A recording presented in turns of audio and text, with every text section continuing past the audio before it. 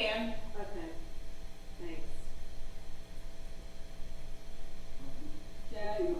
Yes. Hey, I'm still trying to reach him to tell him to sign on. I sent him the emails, but, you know.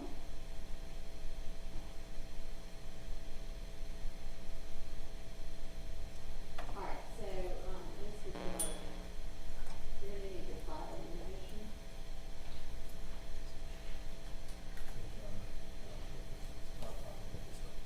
All right, also, you represent in that motion that you have made best efforts to alert the court of this condition that you set forth and the circumstances. But the court takes issue with that representation. The only thing you told me at the bench the last time we were in court that you had a court date in April that you needed to be at. And you told me the reason why, and I said that we would not have court those days, that I would excuse you to be to that court appearance. And that is all that you said to me. And you otherwise represented to me that once you got assistance, which the court has provided in means of funding, if necessary, for experts and investigators, that you would be ready for this trial. So while I am going to ultimately grant your motion to withdraw, because I think the way it is presented, there is no way not to, it is not accurate what you put in here. Judge, did you want me to respond? If you would like to.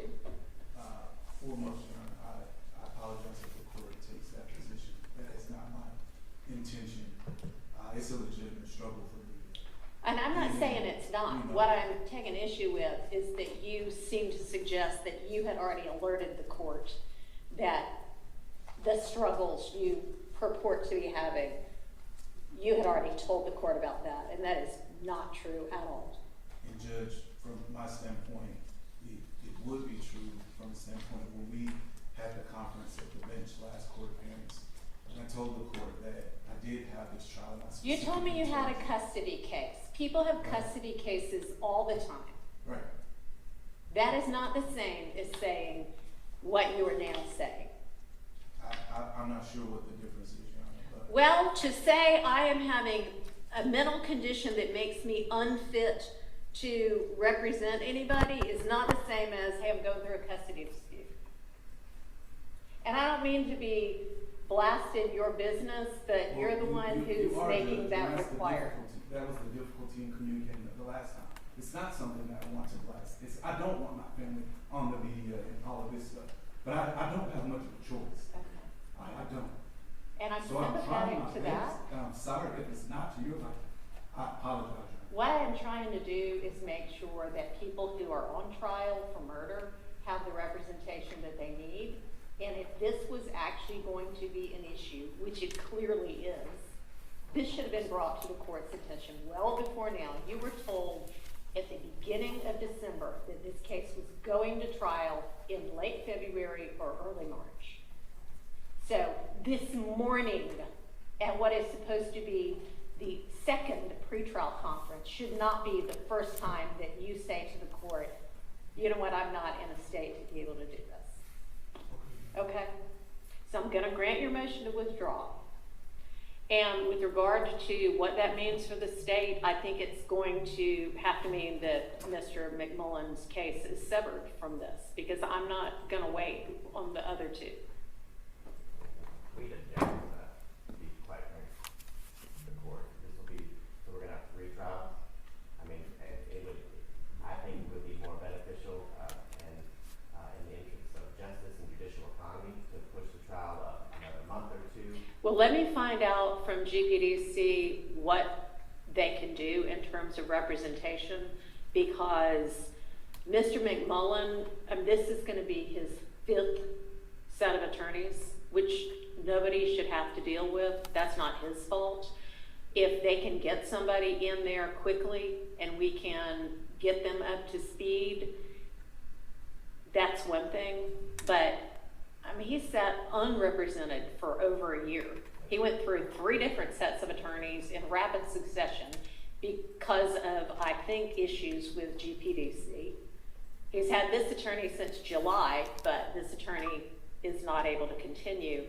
So I don't know. I'm going to have to hear from them. And then I don't want to make light of Mr. McMullen's situation as it relates to legal counsel, but I think it'd be relevant for the court to be made aware or be reminded that Mr. McMullen, he's serving a number of years in the Department of Corrections still. So his waiting for his counsel, which I can promise you all members of the state would help whichever counsel is assigned navigate through the discovery as quickly as possible in order to prevent a 3rd trial, in the sense that Mr. McMullen's case, whether he's severed or not, would be a part of the 2nd trial because it's part of the count 1 of the indictment. Yes, I know. The state is bound and determined to proceed with the RICO count. So I'm aware that that's going to be presented in each one of these cases. But, I mean, they're otherwise, aside from that, he's facing 1 charge. That's murder. That's a serious charge. Agreed. And, whether he is already in custody for other issues or not is not really what I meant. I meant nobody should have to go to court and face trial on a murder charge without an attorney who's prepared to try the case. 100%. I guess my point was, and I mean this in all due respect, that the state should be penalized for that as well, because we have limited resources, limited employees. A 3rd trial would not be something that would be beneficial to anyone, but I can say it would definitely not be something that would. I've just got to find out what our options are. Yes, Your Honor. Mr. Dark, can you, I know one of the issues that you said you faced when you first were appointed to represent Mr. McMullen was that you didn't have discovery. Now, you apparently didn't take any steps to get the discovery from the state, but you have the discovery now, correct? Yes, Your Honor, I have the link and I also have a 8 terabyte. Okay, let me ask you this.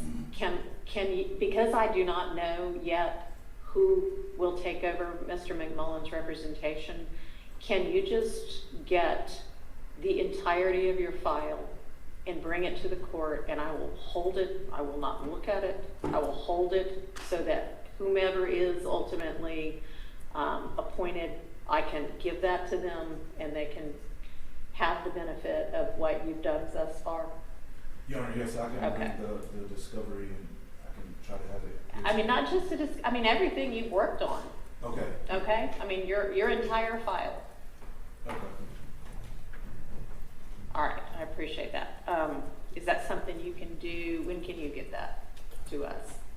I'll have to look through the file to see, counsel impressions and notes and things like that. Okay, I mean, you're welcome to put it in something sealed, but Okay. I mean, your attorney impressions and work product and what have you might be beneficial to Mr. McMullen's next attorney. I mean, yeah, I'd hate for he or she to have to start from square 1 if you've already gotten to square 25, you know? Okay. Okay. Does Mr. McMullen have any objection to that? No? Okay. All right, so can you get that to Chambers by like Wednesday of next week? I can do that. All right. If you will do an order, I will grant your motion to withdraw. And Mr. McMullen, I'll do my best to get other counsel lined up as soon as possible. But I mean, because you've had attorneys in the case and then out of the case, in the case and then out of the case, that our public defender system is great. Our conflict defender system is pretty good. Our conflict after you move past the second appointed attorney in a case is sometimes a challenge because of a lot of reasons, one of which is probably we don't pay them enough, but it's just challenging to get attorneys who are capable and willing to take on complicated cases. So I'll do what I can. Okay, so any word, Ms. Rosser, from GPDC? Judge, Mr. Price is supposed to be logging on shortly. Okay. He has not yet, and Ms. Rosser is on her way down. Is what? She's on her way down Okay. to one seat. All right.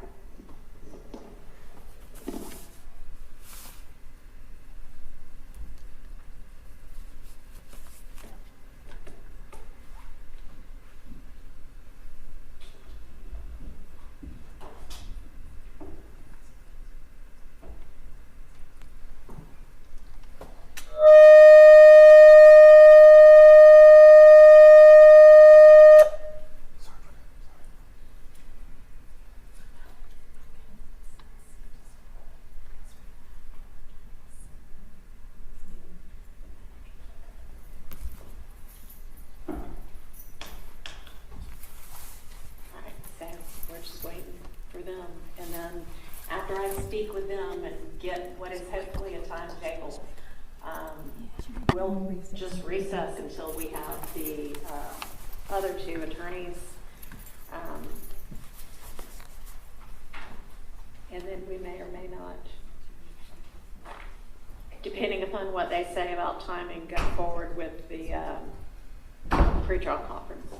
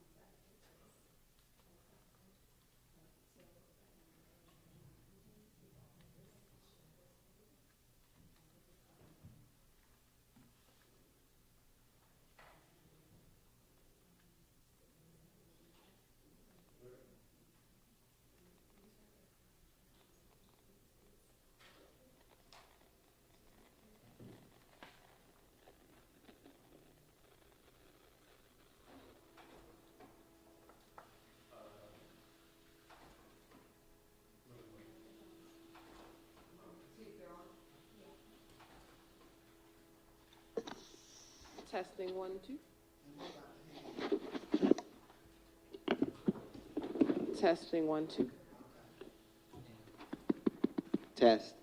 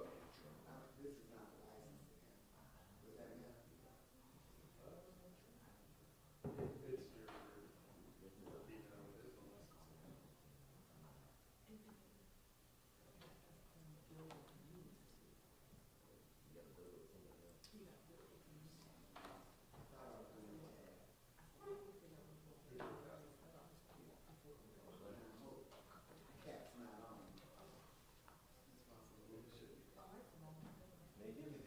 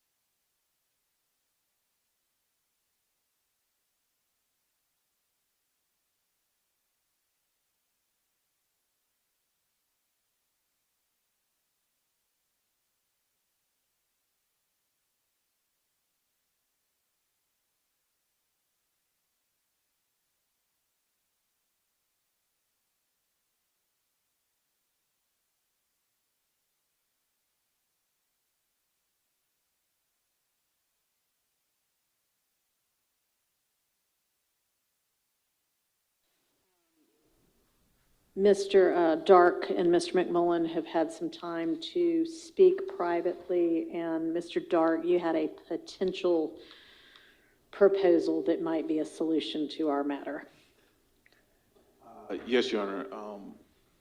Our request would be that we sever Mr. McMullen from the main trial schedule and set his trial to begin for a time, June or after of this year. That would allow me the opportunity to be fully present and participate in the proceedings.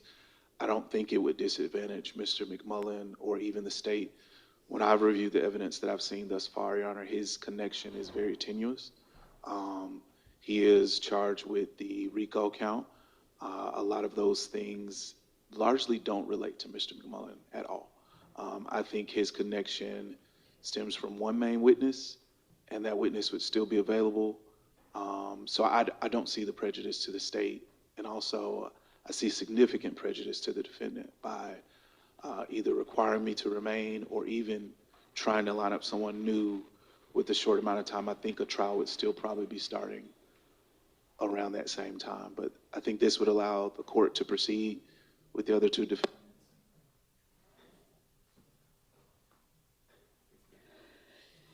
This would allow the court to proceed with the other two defendants and respect all the rights with respect to Mr. McMullen as well. Okay, well, I do think it would be a better idea if you feel like you'll be up to it once you get past your personal matter, your custody matter in April, to allow Mr. McMullen some continuity of counsel. You've been his attorney since July, and I think you're the only attorney who's been with him for any significant amount of time.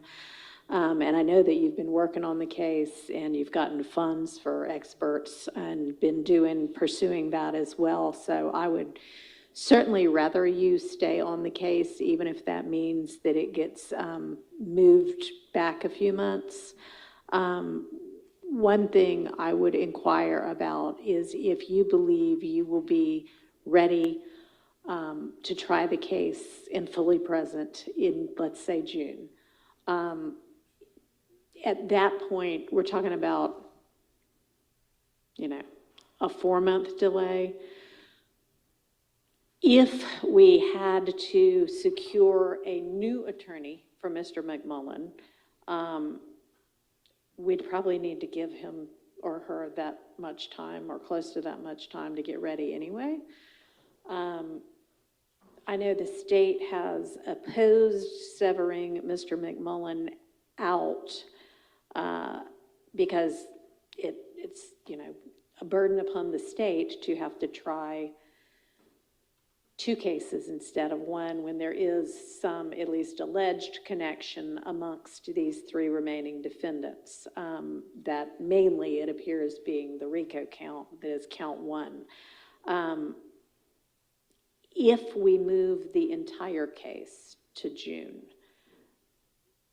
you would be ready for that as well, because really your client's facing the 2 charges, whether he's facing them in a sole trial or he's facing them in a trial where he's one of 3 defendants. Is that correct? I think that would be accurate. Okay. I would ask if it's possible that the court appoint additional counsel for Mr. McMullen in the event to continue to prepare the case. Like to assist you Correct. for the next little while? Correct. All right, Mr. Lawimba has graciously joined us, I assume as a representative of GPDC. I had reached out because Mr. Dark is an appointed C3 attorney. Mr. Lawimba, I know you are just kind of parachuting into this matter. So Judge, Mr. Dark, we already spoke. He's gonna, if the court is so inclined to move the case back to June, Mr. Dark is gonna rescind his withdrawal and he's gonna represent Mr. McMullen in June. Okay. If Mr. Dark is asking for an assistant to help him prepare for the case, that's something I can look into. Okay. To make sure that he does have an assistant. But he's still lead counsel. Okay. He's still going to be ready in June if this court is so inclined to move forward to grant his, because I know he has some issues, some personal things going on, to grant the continuance until June. So he will be there to represent him. And in between that time, Judge, within the next week or 10 days, I'll be in contact with you and Miss Rosser with that name, if anyone that we can get appointed to help assist him. Now, in all candor, that person that we get to assist him may be a paralegal.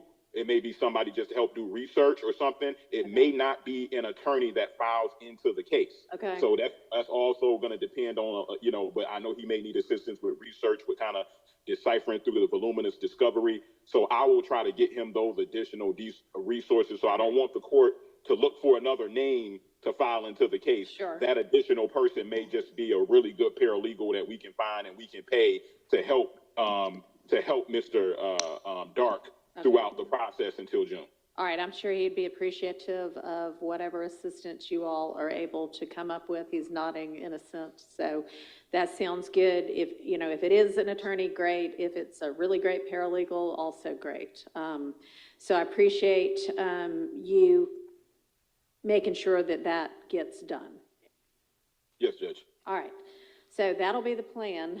I know it's not ideal, but, circumstances are sometimes beyond our control. So, Mr. Luemba, we'll wait to hear from you as to who that's going to be. And please let everybody know we appreciate the quick response.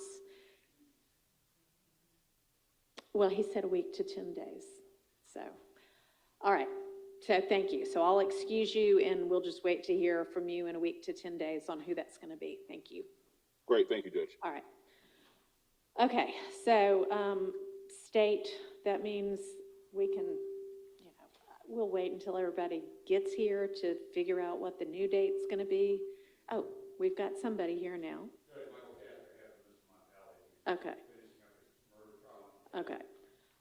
Do you know, and I know that, apparently some things happened at the DeKalb courthouse yesterday and they got delayed, so they're doing closings this morning, is that right? It said a suspicious package. It turned out to be an envelope with green gel in it, which they didn't know what it was. Yeah. Which had been sent to the clerk's office from the county jail by name. Yeah, well, yeah.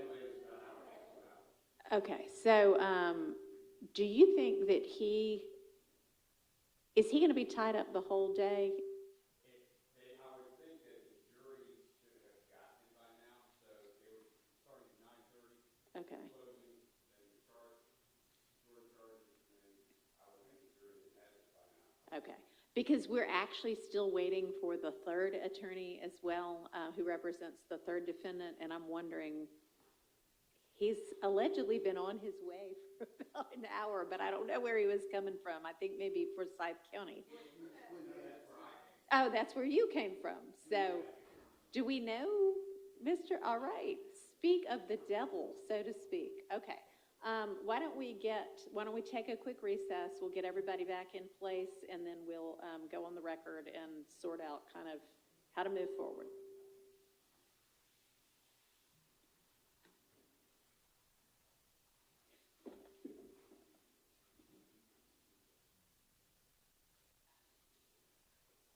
We'll take about 15 minutes.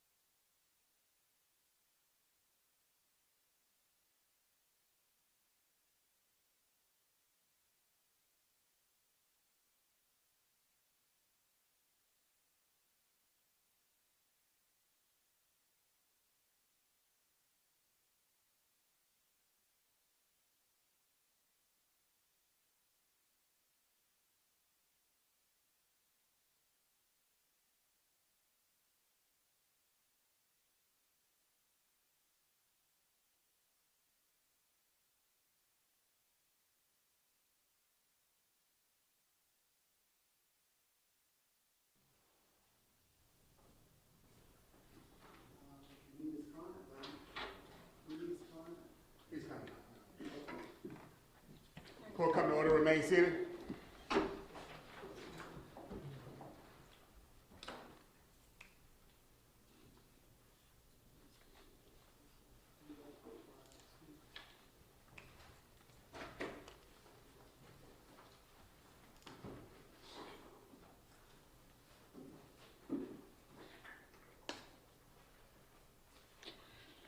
All right, so we have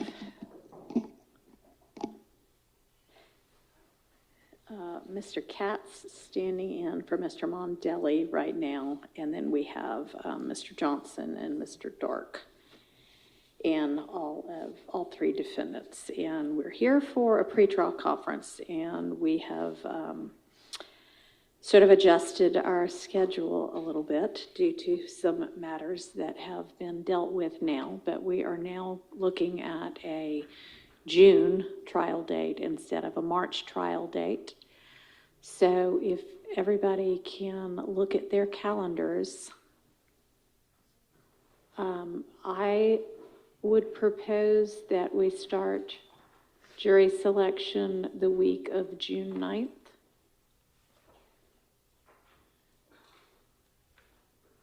And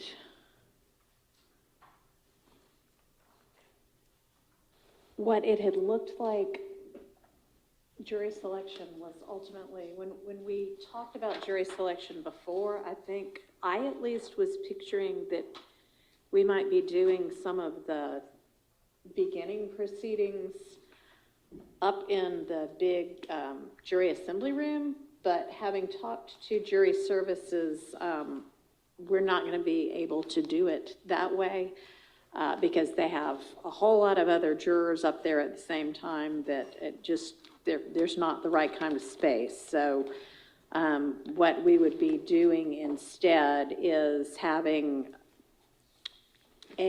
probably 60, 55 people at a time down here in this courtroom. And if we're thinking, which the last time we talked, we were thinking 400 or so should get us enough to choose a jury from, then that's 2 weeks worth of that, I think. We can, Monday, Tuesday, Wednesday, and Thursday is when they have jurors available. And so we'd basically do, 55 Monday, 55 Tuesday, 55 Wednesday, 55 Thursday, and then we'd have to do a second week of that as well.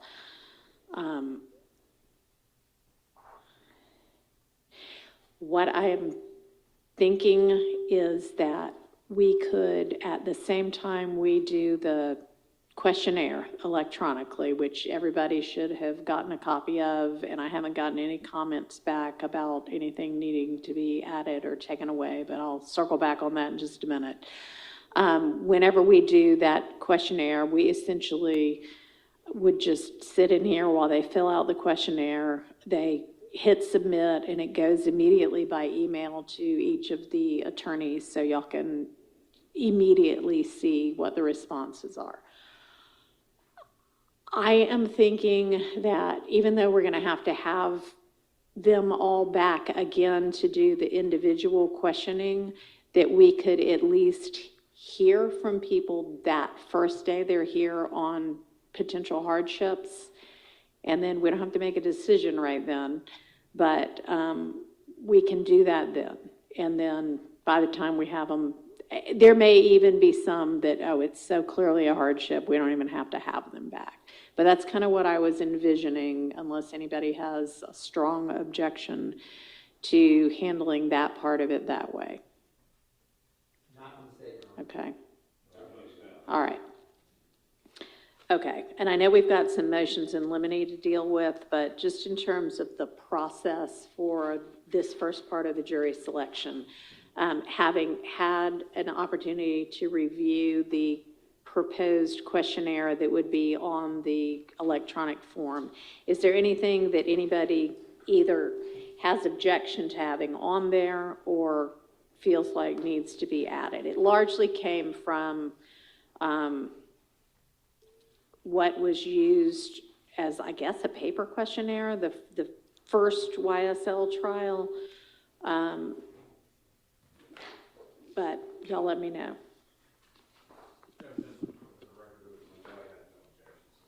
Okay, thank you. And good morning, Your Honor. Good morning. Opportunity to look at the highlights that the court had on the version that was Yes, emailed to us. Uh-huh, And I didn't know we were gonna go through it sure. by the highlights, and we have just comments per All right. highlight. And of course, my copy is not in color, it's in black and white, so all of the highlights are gray. Because as you all know, I had some highlights that were for IT for purposes of putting the survey, uploading the survey, and then some highlights that were for us to discuss. So, oh, there we go. All right, so I think the first question was on page 7 of the survey about, would the question about, you know, have you served in a jury trial before? And then if yes, what type of case? Criminal, civil, court-martial? I don't know, or I don't remember, I don't recall. Is court-martial, is that going to cover enough for everybody of, have they been involved in a military case? Yes, Your Honor. Your Honor, I would, or been subject to any form of discipline under UCMJ. Because the military has judicial and non-judicial punishment. Okay, so this was, we can add that question if it's not in there, but this was like, have you served as a juror before? So I think there's, later on, we maybe get to, you know, had they served in the military at all. So let's go through it, and if we don't see that question, then let's circle back. And it's under what was the discipline under? In Uniform Code of Military Justice, UCMJ. Okay. All right, so everybody fine with just, we ask, have you served in a court-martial? Yes, Your Honor. All right. The next question that I wanted us to discuss was on page 12. What's currently Q50? That was on the original survey that was used in the first trial, but it seems like sort of after this, we ask a lot of different detail about what kind of training, what kind of experience. So it seems like this may be covering the same thing and might be superfluous. Is that one that we could do away with? The state agrees we can do away with it. Okay. Any objection from the defense to doing away with that question since we ask it essentially in greater detail in further questions later? No objection, Your Honor. All right. I do believe that the substantive matter is covered in questions 51, 52, and 50. I do too. Is that all right with everybody? All right, so we'll strike that one. Okay.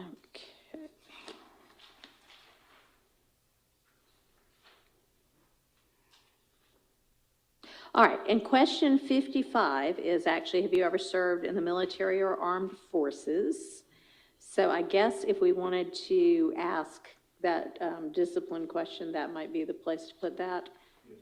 Okay, so then, have you ever been disciplined under the UCMJ would be the question. Okay, let me jot that down.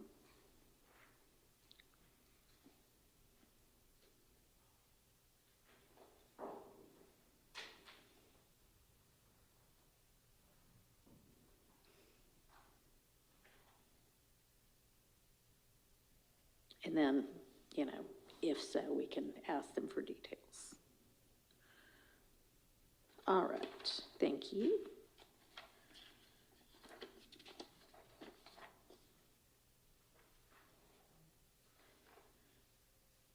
All right, I think next one is page 18. What's currently question 73. This is the way this, there was a question worded this way on the original questionnaire.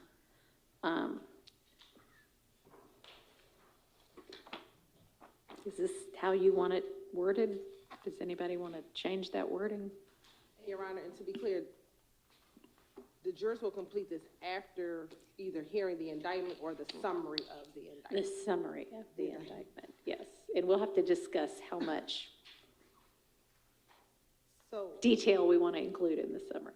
I'm not the best wordsmith, but I thought we could just ask, this case involves allegations for several individuals. I think so too. Allegations against several individuals.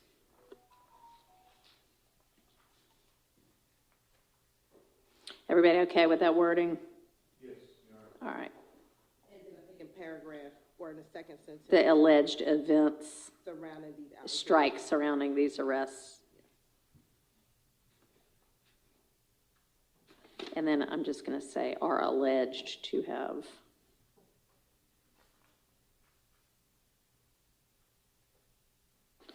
occurred between, and are those our correct dates still? No, Your Honor, I believe it'll be March 2022. I want to confirm. And then how about the beginning date? Yes. All right. I'm not clear, you're saying January is correct, and it's going March. It sounds like January 2015 to March 2022. All right. Oh, and I'm sorry, Your Honor, April 2022. April 2022. Okay.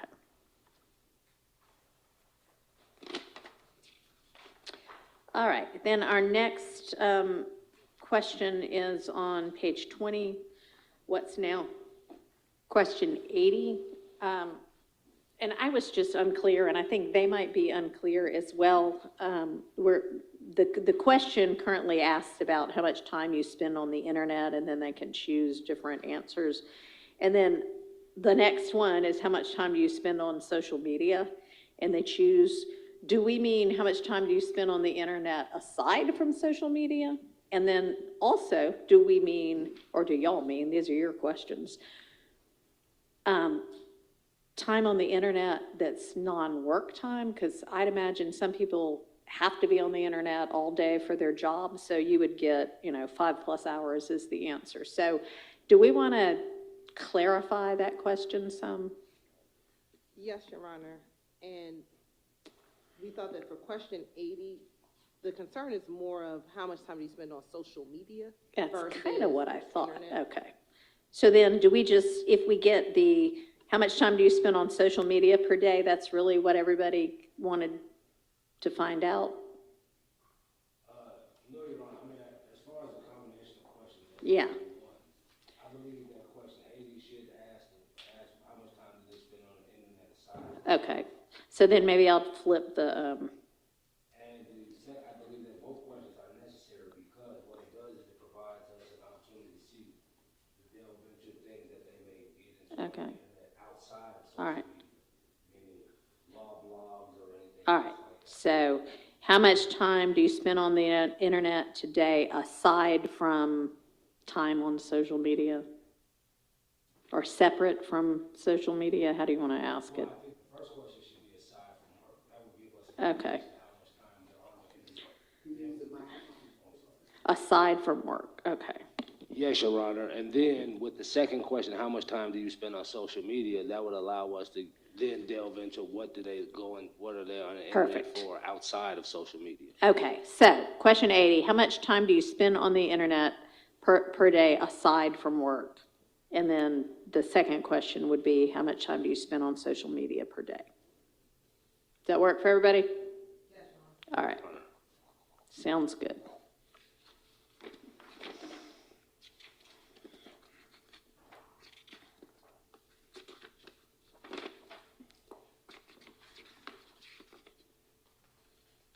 All right, page 29.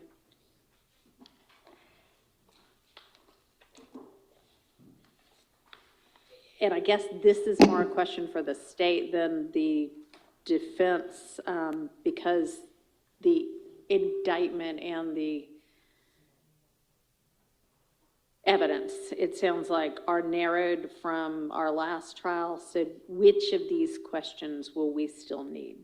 Your Honor, we think we do not need question 114 and question 116. Okay.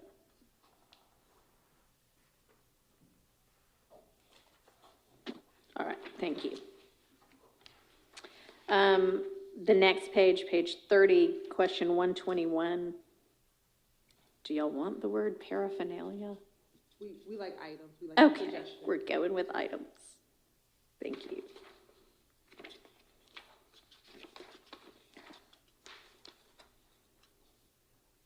You're on, and on page 31, Mm-hmm. question 124 is duplicative of question 53. Thank you. So, let's see, where's the better place for that question?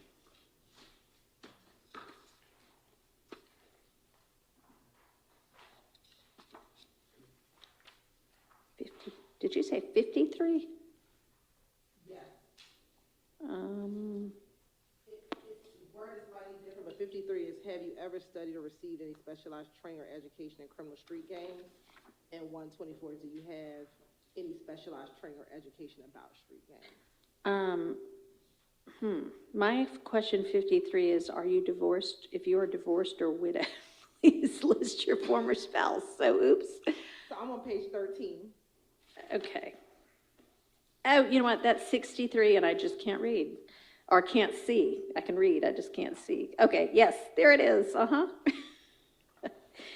I think it's better at question 53 than at question 124. Okay, so let's strike question 124.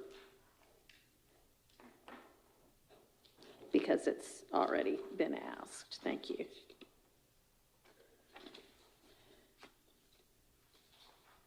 All right, turning to page 35. Question 142. This is just how it was worded before. What is it we're asking at that point? Are we just saying, do any of you know these three defendants or their families? In which case, we would just list those three defendants and their families? Your Honor, we believe we need to ask for all 28, only because the case did involve these other individuals, and whether or not they have although their cases might be resolved, if they have a relationship that may or may not have a bias towards the state and the... Okay, then it wouldn't be, though, who are defendants in this case. It would just be, here's a list of the defendants from the indictment, but we're not, okay. So it would just be, do you, a close family member or a close friend, know any of the following people? And then it would be the list of everybody who was a defendant. Yes, okay.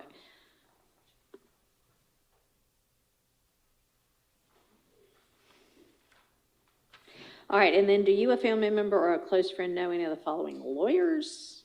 At that point, it seems like that's just the lawyers that are in this case, state and defense, right? Yes, Your Honor. Okay. And Your Honor, as to this particular, Maybe we can see if one of those that's on this podium might work. We seem to need to put new batteries on a lot of these mics again. yes, Your Honor. Better. As to this question, I believe that if the question is asked as far as do you, a family member or a close friend, know any of the following people, given that the family members and close friends would not be on the stand, we would not be able to go into that relationship to understand how the family member or close friend would know any of these individual people as far as the showing of any bias in this case. So I do believe the question should be limited to the juror itself and asking them, do they have any knowledge of these individual people? And it almost seems to me like the only way that they would know if a family member or a friend knew of whomever this is we're asking is if they too knew about it, because otherwise they're only speaking from their own knowledge. So would that work for everybody if we just say, do you know any of the following people? 142 and 143. Just say, do you know any of the following people? And it would be first the list of the defendants, and then on 143, the list of the attorneys that are involved. Does that work? Yes. All right. And I guess, Your Honor, to clarify a little more, I understand that this language, do you, a family member or a close friend, is probably going to be asked in other questions as far as it relates to criminal activity or violence of Right. a victim of a crime, Uh-huh. I believe it would be more appropriate in those situations. Agreed. Because it may have a direct Yeah. effect toward that individual, rather than this situation we're just talking about hearsay knowledge Yeah. that they may have from someone else. Agreed, I think that makes sense, thank you. All right. And then for question 145, and we'll make the same alteration, do you know any of the following individuals? I have no idea who we're listing here. So I'm gonna need a list, if y'all can get together on who we need to list. I would assume it would be all the potential witnesses and all of the victims, right? But I don't know, if it's the same as it was the last trial. So I'll need y'all to put together that list and get with each other and make sure you agree that it's covering everybody. So I'm gonna write down here, attorneys will put that together and submit to the court. It can honestly be like, let's say April 15th, tax day.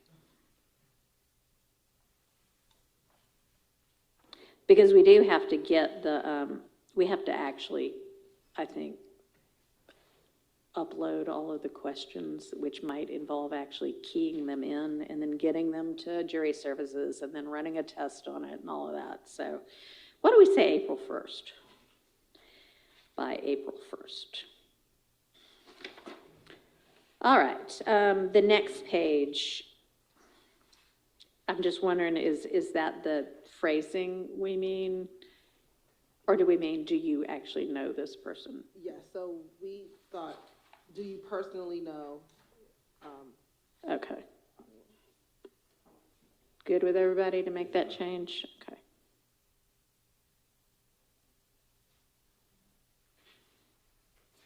All right, and then 147, 148, and 149, do we need any of those questions in this case? Your Honor, we think we do not need 147 or 148. Okay. We would ask, and I thought we asked this initially, but we are asking, have you ever heard of 30 Deep or Blue Jeans Bandits? Or the Blue Jeans Bandits? And that could be one question. 30, all right, so I'm sorry, 30 Deep or who? Blue Jeans Bandits. Blue Jeans Bandits. So do you want the sex, money, murder? Yes.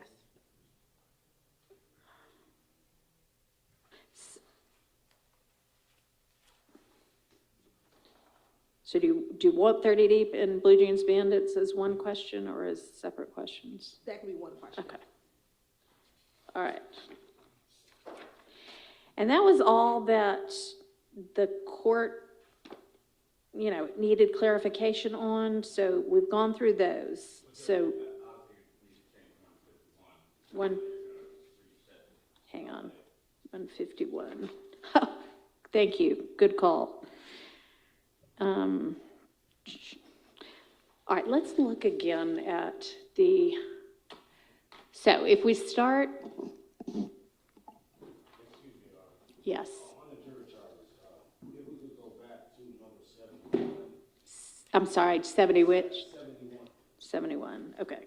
Yes, I do believe on 71, we may want to add the word hearing in that, and that do they have any difficulties reading, speaking, hearing, or understanding the language? All right. And then also, I was just going through, and I understand that I did not see a question regarding hardship, and if I understand that you may go back and reorganize these some.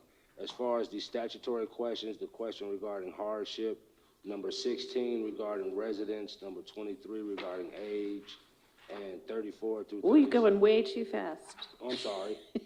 All right, 16 residents, 23. Is age. 34 and 36 are the statutory questions. I did not see a question regarding hardship. It's question 151. And I was just suggesting that if those group of questions could be grouped together and placed at the front of the questionnaire, therefore I believe that would facilitate our determinations on those subjects moving forward. Okay, so the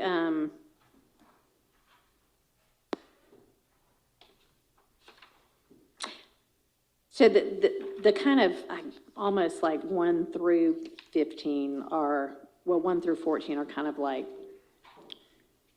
just identifier questions, like what's your address, things like that, which is kind of what we have on our jury summons that comes back anyway. The residents, 15 and 16, about Fulton County, and honestly, like 17 and 18, how many years have you been a resident? And let's look back on page 4. So have you been a resident? Are you a resident of Fulton County? Have you been for the last 6 months? That would qualify them or not. So then after that, it's how many years have you been I guess that is Fulton County resident. I'll add that in so it's more clear. 18 is other places you've lived and for how long? Does anybody want that? I mean, I'm happy to strike any number of these if y'all don't necessarily want them. Question 18. Uh-huh.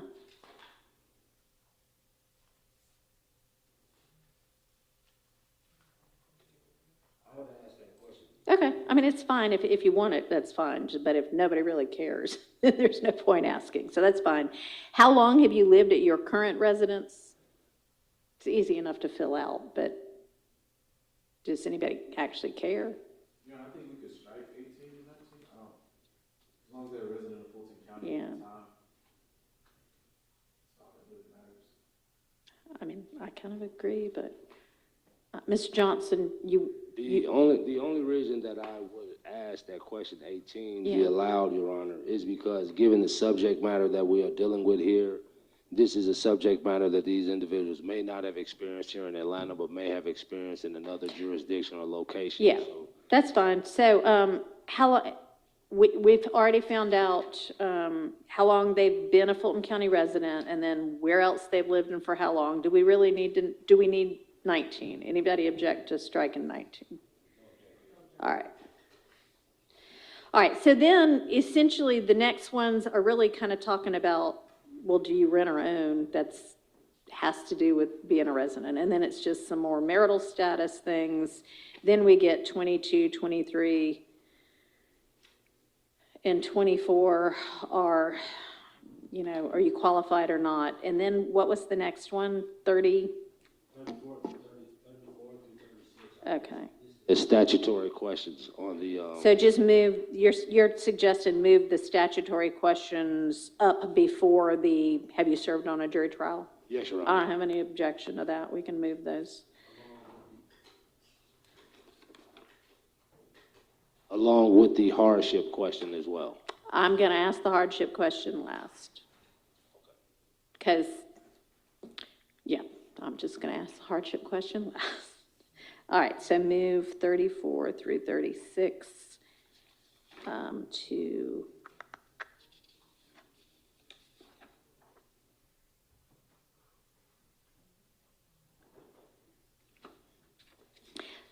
All right, so here's what it is. Right now, it's those age questions, residence questions, and then did you sit on the grand jury that returned the indictment, which would be a qualifier, and then it flows into, have you ever served on a grand jury? Have you ever served on a trial jury? And that is why it was before the statutory questions. So if we move it, I guess we'd move it to just below 23 before the grand jury question. That's fine, Your Honor. Anybody really care one way or another? Okay.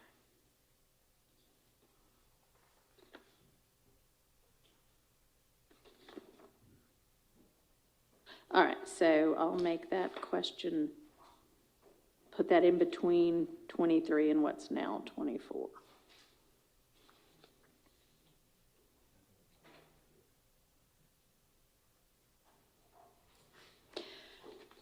All right, so going back to question 151, which is the last question on there, and which is saying, all right, here's when we expect this trial to be. Do you have any hardships? I'm thinking if we start and have 2 weeks of these questionnaires, the week of the 9th and the week of the 16th of June, that would give us,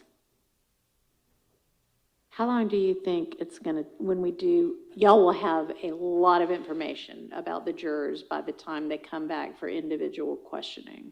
So how long do we anticipate it taking to do individual questioning of 400 to 450 jurors once we've got 37 pages of information on them?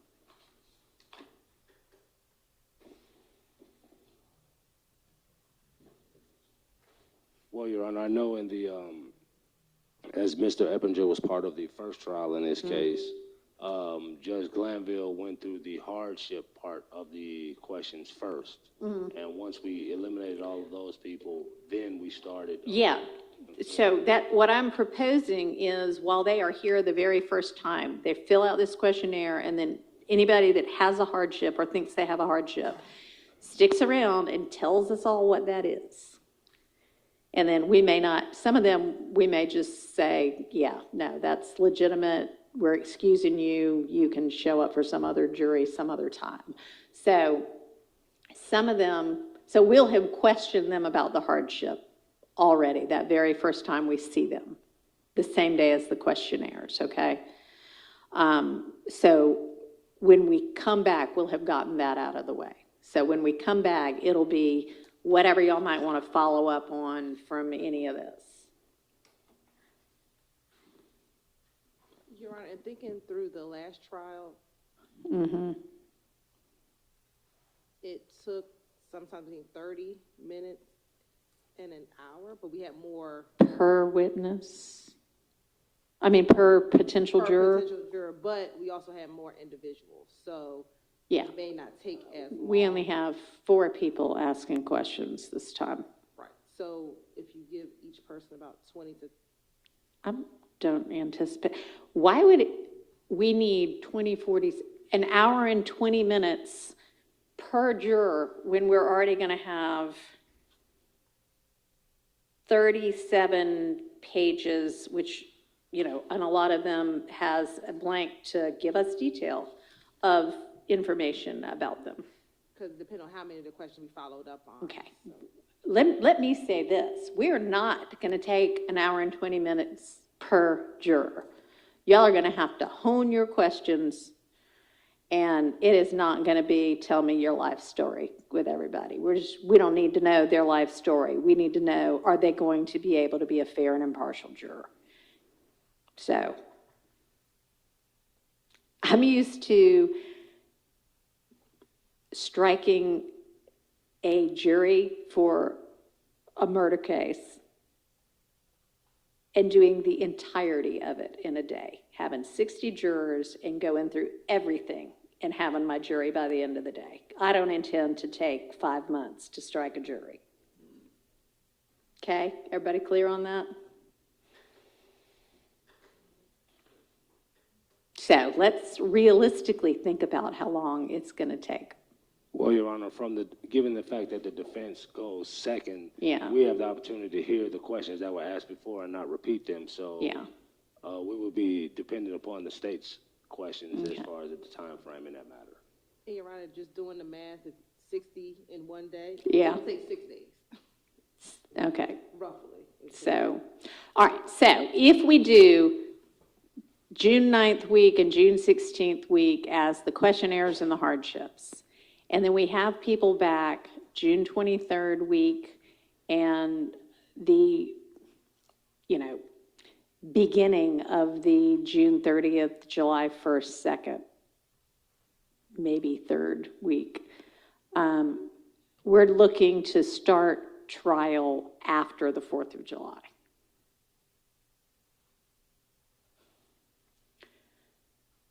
So maybe, like the evidence itself. So maybe we say on our question 151, This trial is expected to start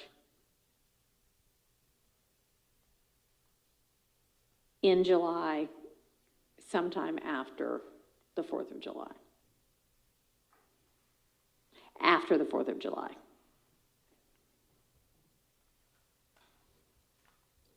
Which is a Friday. Is expected to start after the 4th of July and last somewhere between, are we all still anticipating between 1 and 3 months? Yes, Your Honor. Okay. All right. So I'll make that change to question 151. Any other comments, additions, objections on this jury questionnaire? Your Honor, on the previous questionnaire, we had asked the jurors if they had social media accounts, their handles. Would the court be inclined to ask their social media handles? No, the court would not be inclined to ask that.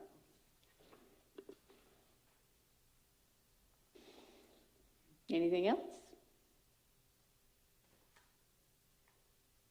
Yes, Your Honor.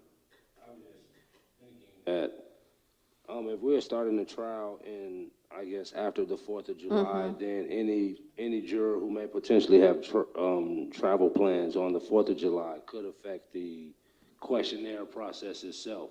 So I was just wondering if we may want to flesh out in question number 151 what a hardship is in this particular matter, so that we can get a better indication. Oh, yeah. I mean, it says, please describe in detail the nature of your potential hardship. And then we're also going to talk to them in person, face to face, that same day about what it is. Sure.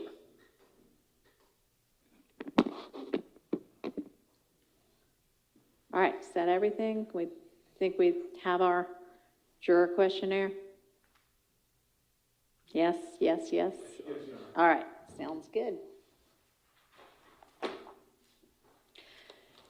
All right, one other thing I need to know, we all need to know, is the number of additional strikes that I might grant. I don't know if anybody's, I haven't seen any requests for additional strikes, but we do have a 3 co-defendant case. Anybody have thoughts on that?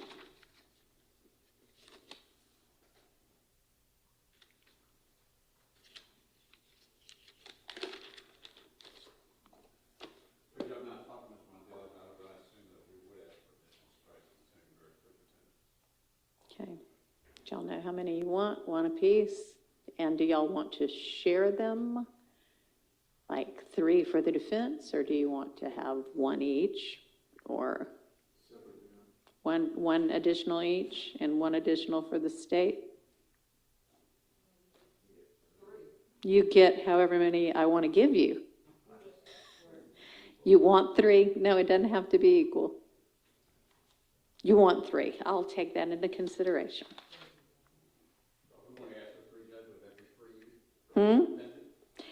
It would be within my discretion. I am not going to be giving you 3 per defendant.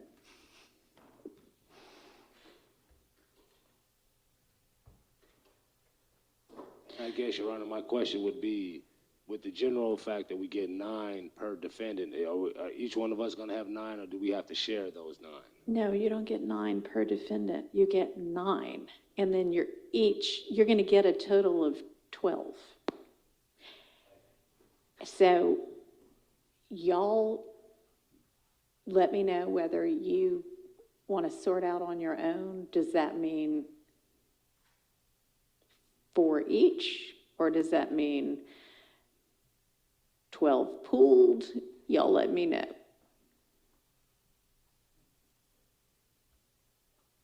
You know what I mean? Are y'all going to huddle on them all and decide on something, or are you just going to, y'all will have to figure that out.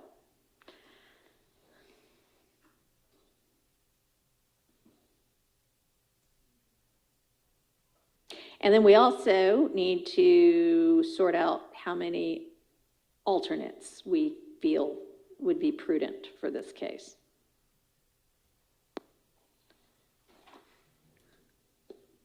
We started with 6 last time and remarkably made it through a more than year-long trial, only losing 2. But I would say 4. I think so too. 4.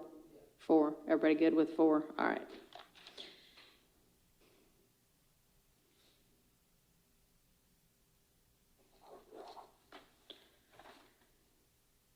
Okay.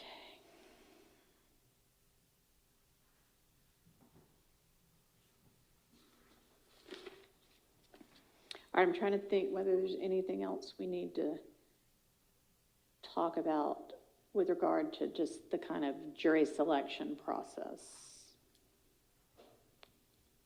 Nothing's coming to mind for me. Anybody else? Judge, I'm just, since I'm not that familiar with the cases in the Sure, but my question is, I didn't see, and I just was able to look through questions this morning. Is there questions that relate to jurors having been familiar with the other part of the trial? Did any of them attend the trial? Did any of them watch the yeah, I think that's, I didn't see where that was covered. It may be, but I didn't see it. some version of that is on there. Let's look back. I just want to make sure. Sure.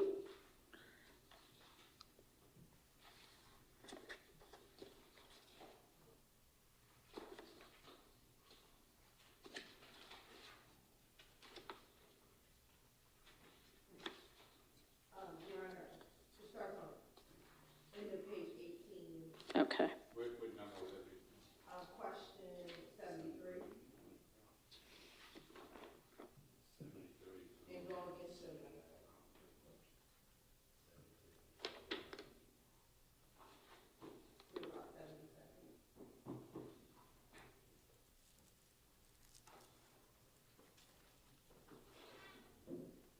It goes through, yeah, 77. And then I guess it kind of, 78 and 79 are like kind of related, but don't exactly ask that. Now, it does not currently say there was a prior trial with different defendants, and I don't know that that would be appropriate to say anyway. So we're kind of asking more broadly about the case, your familiarity with the case. It's been in the media. Have you watched it? Well, I asked him, I don't see a question, and maybe it's superfluous, but asking, did you actually ever attend the case? Is that how you gave your information? Okay, if yes, well, we could add it as a potential source on question 74, because if you have familiarity, from what source or sources have you heard about this case? I mean, we could just make another list of it, be like court proceedings or I know it says other, but I didn't know if we make that. attending court. Well, Your Honor, I think to address Mr. Katz's concern, if we just added in question number 76, I have attended the court proceedings where it's asking how would you characterize your familiarity with the case. You could ask in that particular question whether or not they have actually attended the court proceedings with this case. Yeah, that would be fair. Place to put it. So I'm sorry, are you proposing add a fourth line that's I've attended court proceedings, or add a descriptor of, if they say I followed the case, describe how? Which would you prefer? I prefer that they attend. Just the cleaner. All right, so, Either 76 or 70. 74 or 76? Maybe just, I mean, it might be a more clean on 74 than 76. Attended proceedings, attended.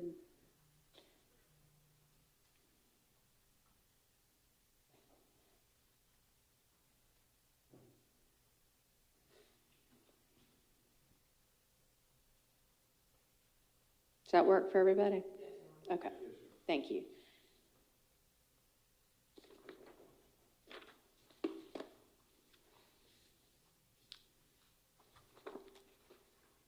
All right. Now, we had a couple of motions in limine, so I'm going to move on to that if there's nothing else we can think about with regard to the jury selection process.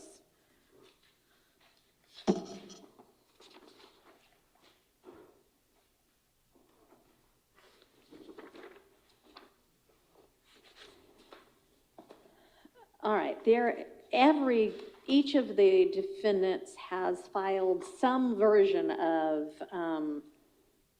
a motion in limine to exclude rap lyrics and or rap video. There was a ruling on this broadly in the last version of this trial, which everybody at least started involved in. One thing that is different is that since what was Judge Glanville's ruling, the Baker case cited by at least Mr. Mondelli in his motion has come out. That's a case from March of 2024, and I think Judge Glanville's ruling predated that. So I do want to give that consideration because that's a new case. I've looked at the case. I've looked at other cases about videos and lyrics. If anybody, I don't think I necessarily need argument, but if anybody wants to make argument, I'm willing to listen. Well, has the court already taken a position on it? I've already looked at the law on it. I've looked at the motion, the response, the previous order, the case, and other law. Well, the only thing I would say, Judge, and I've read ad nauseum the Baker case, it's actually a long. It is long. And it's still, I'm not saying it is a blanket rule as to whether video should or shouldn't come in, but certainly you still need to have a 401, 403, 404 determination, which I think would come upon the state to come in, show those videos, pretrial, determine whether they are admissible or not, what's the relevancy of it, whether it's more prejudicial than beneficial, and therefore, the court determined per each video, should it come in? Okay. And I don't think there's any other way to do it other than see videos. I've only seen 2 of them. I don't know how many there are, but the 2 I've looked at don't seem to indicate anything. And certainly in the Baker case, the state, I think, needs to say on the record what is their purpose and intent and why they feel they need it in order for it to come in. Just because it's a rap video doesn't necessarily mean it does or doesn't come in. The 2 videos I saw said nothing about gangs, said nothing about killing people, said nothing about burying people, killing snitches, things that were referred to in the Baker case as far as what should or should not come in. Mm-hmm. They were just music videos. Really, they didn't seem that harmful to my client, although I've not seen the other 3. But certainly, my concern is would juries have a tendency of having gang activity been such a big deal in the news and in the trials, and almost every murder case now is considered a gang case. Does that in itself become prejudicial when the jury was to hear, oh, they're all rap videos, and it automatically assumes that a rap video or rap video or a lyrics or songs from a rap video must necessarily be a gang member. And that's what I think needs to be looked at very closely anytime that is entered into evidence. All right, appreciate that. Yes, sir. We just had a brief argument with respect to the 403, 404 analysis. The videos, by my count, it's like north of 200. It's probably more. I'm still counting through. All of those videos, obviously, are not relevant to this case at this juncture. My client is not a rapper. He does not appear in any videos that we've seen. He's neither mentioned in any of the videos that I've seen. None of the alleged conduct that he was purported to participate in is mentioned in these videos.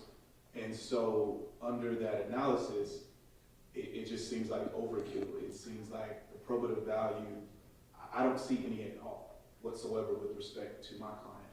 I don't know with respect to the other clients. I don't know their status, if they are rappers or not. I know my client's not. But the potential for the jury to just kind of lump him in with what's rapped about, I think is very high. Additionally, Your Honor, there's the argument that, lyrics are not literal. What's rapped about in a music video doesn't mean that you did it personally. Right.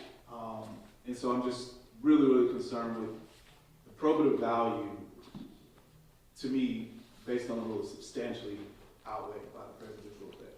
All right. I don't see any probative. Understood. So I think we're dealing with, I'll let you have your say, but I think y'all are we are potentially needing to address two different things. I read these motions as sort of, I would like a blanket exclusion of any rap videos or rap lyrics because Baker says that should never come in. That's one issue. Y'all now seem to be saying there may be particular videos or particular snippets of rap lyrics that don't meet either 401 or 403. It is incumbent upon you, if you believe that, to file a motion in limine. The deadline for filing motions in limine already passed. Lucky for y'all, we've moved the trial date. I do not, since we are going to be starting this trial from scratch, want to be litigating what should be motions in limine about the admissibility of specific evidence during the trial. We now have more than sufficient time to litigate the admissibility of everything beforehand, but the defense is in possession of all of the evidence, right, State? Yes? Okay. It is incumbent upon the defense to identify what specific evidence they think is either not relevant or so overly prejudicial that it's substantially more prejudicial than probative. I'm going to give y'all yet a third motion in limine deadline. Anything not filed by that date, I'm just not going to entertain it, okay? Y'all know what you're supposed to do, so I'll get to what that deadline's going to be in a minute. But right now, let's focus on kind of what I am reading as more of just kind of blanket, this shouldn't come in because it is rap related. Judge, the position I take is that I don't see this being any different than the motion for me, any different than a motion to suppress. We have part of upon the court, the state wants to use those videos, they come into the court, show us which videos they want to use, and the court make a determination as to whether that's probative, whether it's relevant or not. I don't think for us we don't have the burden going forward with that. I think the state does because they want to use it. It's no different than a motion to suppress. Well, I can get some clarity from the state about what evidence they intend to use, because I do think it's going to help everybody to, much like we did later on in the trial, really know what it is that is going to be presented so that we can all be on the same page about it. I want us to do that. But it is not incumbent upon them to say, here's Exhibit A. Anybody have an issue with Exhibit A? Here's Exhibit B. Anybody have an issue with Exhibit B? They're going to say, here are Exhibits 1 through 300. This is what we're going to use. And y'all are going to look at 1 through 300 and say, motion in limine as to item number 57, 73, 82, and whatever it is y'all want, and then we'll litigate them. The other thing I'll say, not having this court before, and I'm not trying to be argumentative, my understanding is that a motion in limine can be done at any time, even during trial. If it only becomes apparent then, okay? So if there's some sort of evidence that they discover the day before, then maybe we're doing a mid-trial motion in limine. But if it is evidence that y'all have known for months before the trial was going to be presented, no. Okay, all right. Okay, so, I'm sorry, Mr. Johnson, did you want to say anything on kind of the more broad issue? Okay.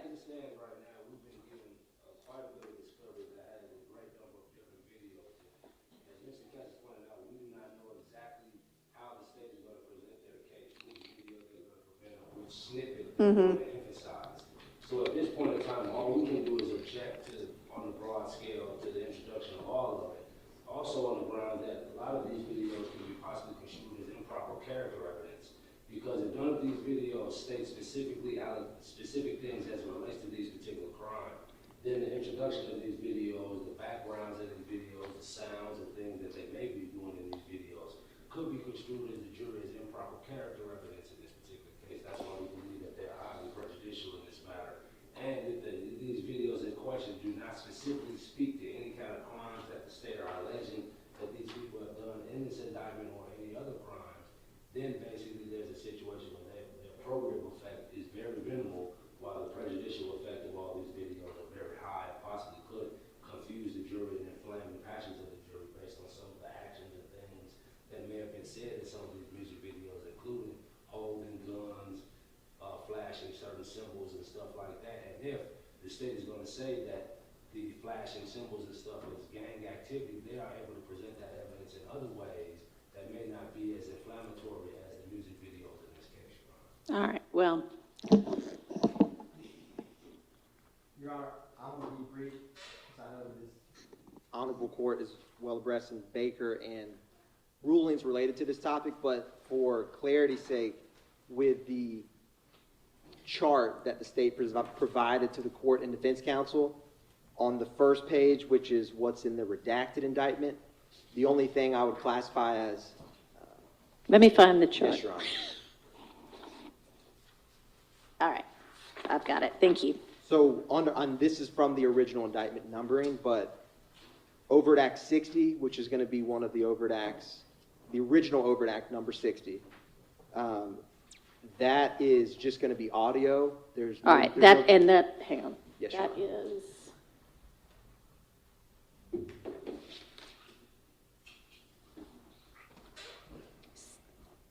So this is the 4-page chart? Correct, Your Honor. Okay, I'm looking at the right one, and we're looking at what is item 21? Correct, Your Honor. Overt Act 60, okay.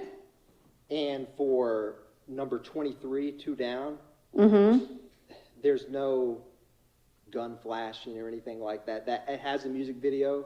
All right, so are both item 21 and item 23 going to be music videos?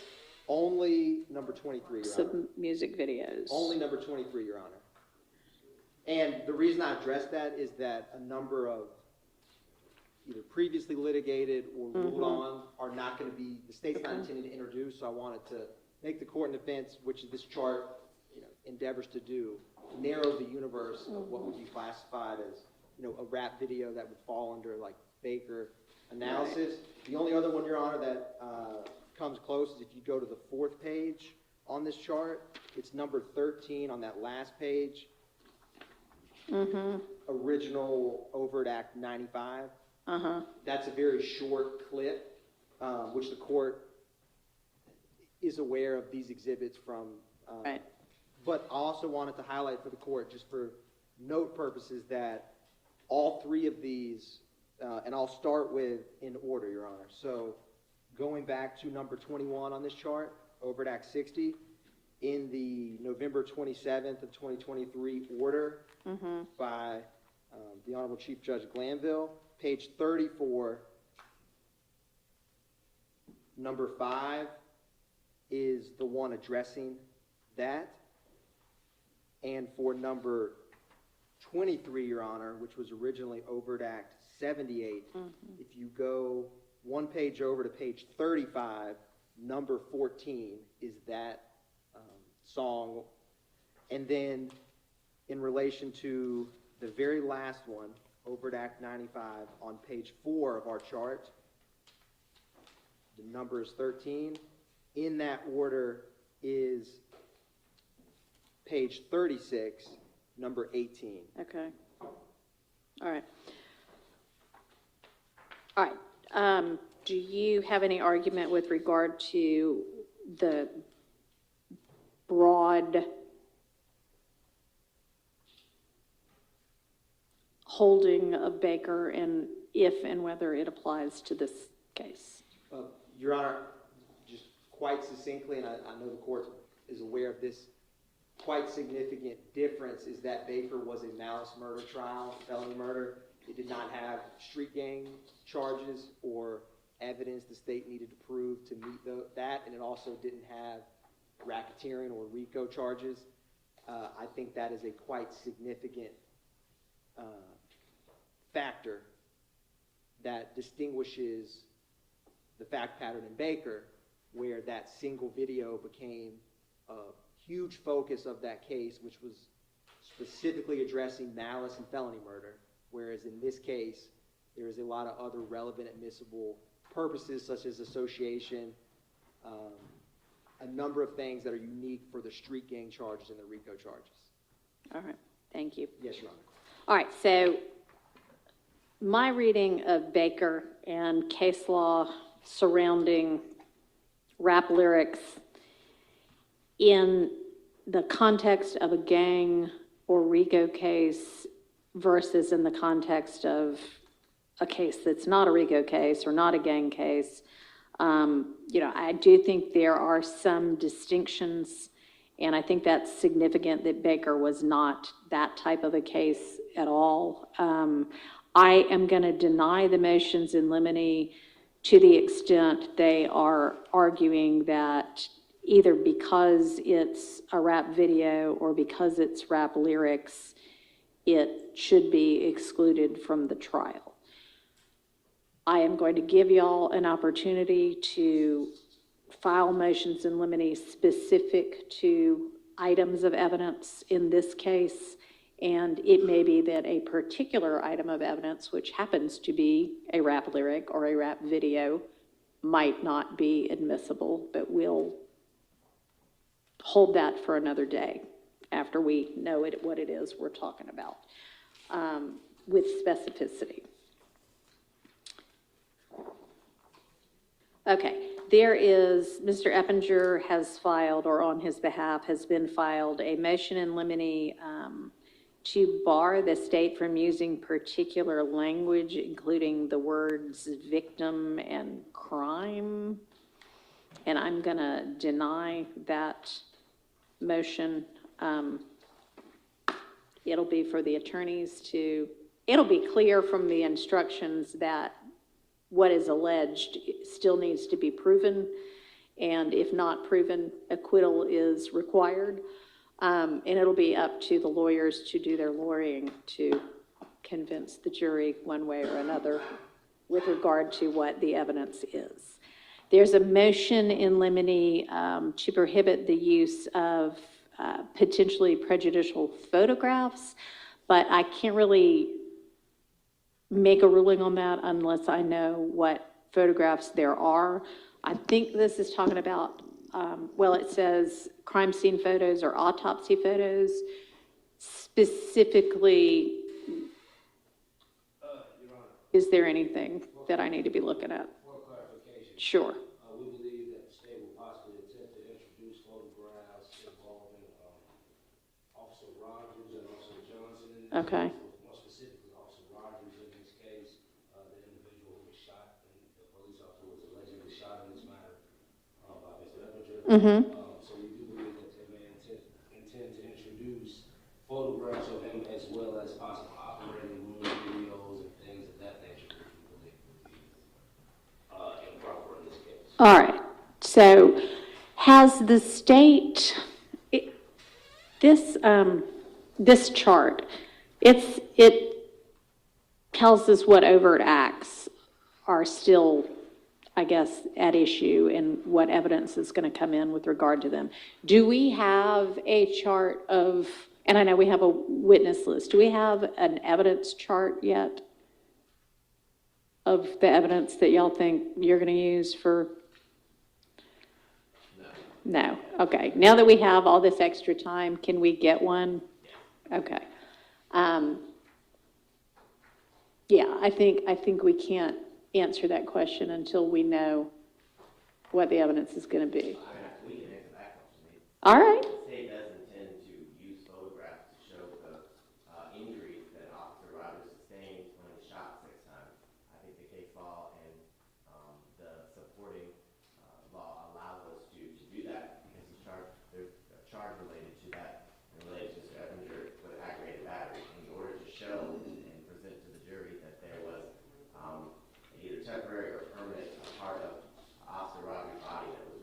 useless during due to the actions of, or the alleged actions of Mr. Eppinger this time. I do believe the state is more than entitled to present those photographs. Now, I would agree with counsel, and I'm sure the court, as it relates to duplicative photos that show the same thing over and over again, but the state has the right to present evidence in order to meet the elements of each crime charged in the indictment, and one of them is the aggravated battery. Which one is the aggravated battery? That's not actually charged as a specific crime, is it? No, it's not, Your Honor. It's like a, is that a, like a gang charge or? Or related to the, excuse me, the attempted murder. So, Officer Rogers, I think we can Okay, prove that there was an attempted murder, the 6 shots and the damages. all right. Shots caused. I don't disagree. I doubt if Mr. Johnson disagrees that there's case law that permits the prosecution to use photographs to prove their case. What we need to sort out is some photograph so hideously, graphically offensive that it should be ruled out, and we can't decide that until we know what the photographs are. So once you put your chart together and you know, here are the 5 or 10 or whatever photos we intend to use, then we can litigate specifically. Right now, I'm going to deny that motion. It's just too broad to grant. If there's a more specific one later, I'll reconsider, or I'll consider it later as it is specified. Okay, well, there, just get your, Once we're able to get that list from the state. okay. And again, y'all got the whole universe. And I think you have the more narrowed universe. But if we've all got it in some sort of a list or chart form specifically, then we can do the litigation that we need to do and then move on through the trial with an expeditious approach. All right, there is also Mr. Eppinger filed a motion limiting to limit testimony of state's witnesses. All righty, thank you.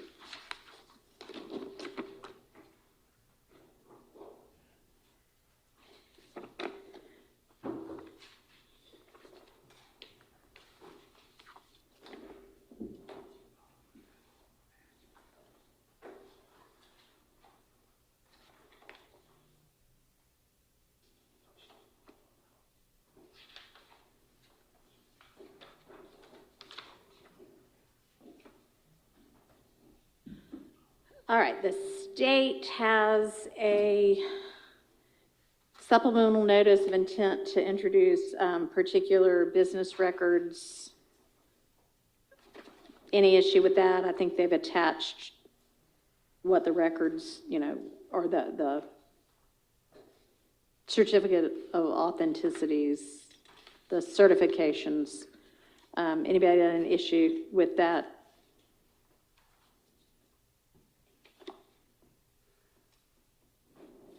It was some Instagram records. Well, they're both Instagram records. Is that the one that sent? Today or yesterday. I don't know what, yesterday or, yes, today, yes.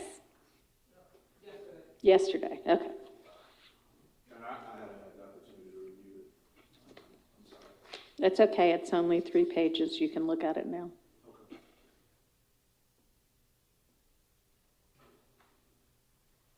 Your Honor, I've seen it, and I do not, as far as Defendant Eppinger, we do not have any issue with the certification itself. Sure. However, I do believe that there may be some authentication issues to be raised at trial. Okay.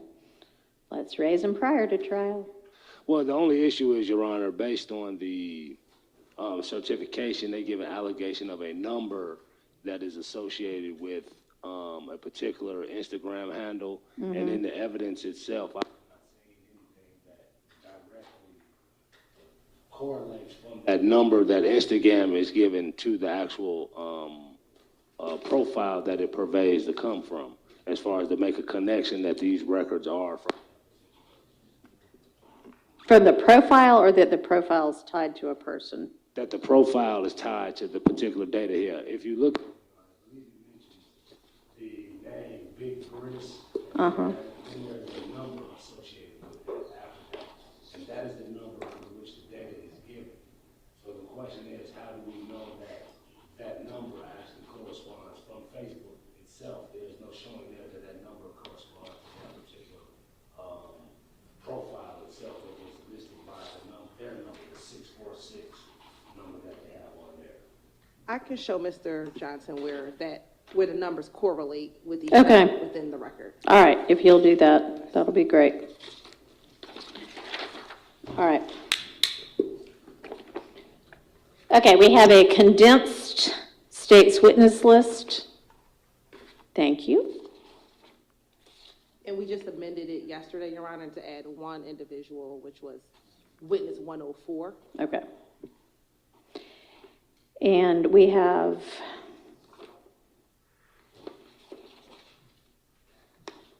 I believe 2 people identified as gang experts. Is that right?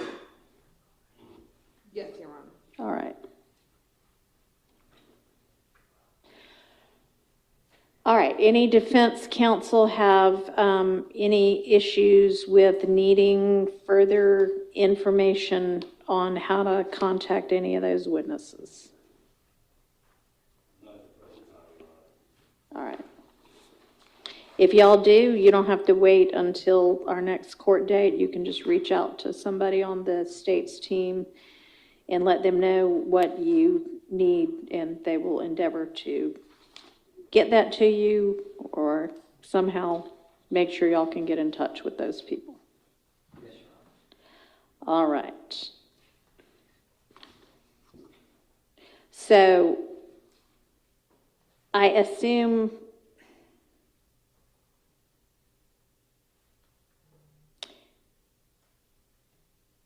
there are a lot of investigators that are going to be fact witnesses. There are a couple of people identified as records custodians or crime lab personnel.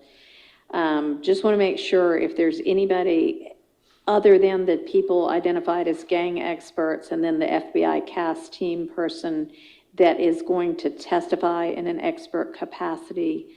I guess if you've got crime lab or GBI, crime lab certainly would be an expert. GBI, I don't know whether those are going to be experts or not. Just if there's any, it would probably behoove the state to go ahead and identify this person's going to be testifying as an expert so that we don't get to court later and have any kind of assertions that somebody wasn't aware that we're going to be an expert. Okay? All right. Anything else with regard to the state's witness list that we might want to go ahead and talk through now? Okay. All right.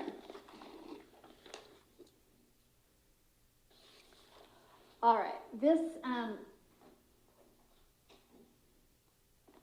I guess, redacted indictment that the state has proposed to use in this case.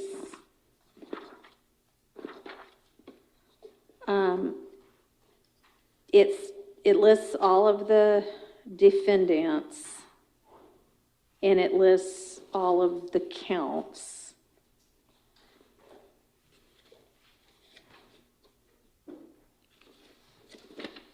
And then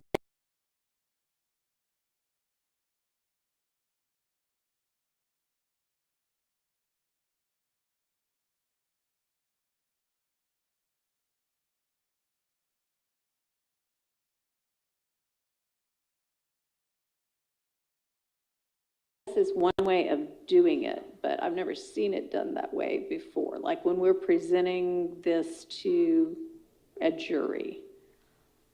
I was under the impression that's how we did it last year. I could be wrong. I mean, I can go back and look, but I think there were a couple of counts that the court directed a verdict on, and we might have done it for those counts. But for counts that were not against any of the defendants then on trial, I feel like we didn't list them. I feel like we just listed the ones that the jury was going to have to render a verdict on.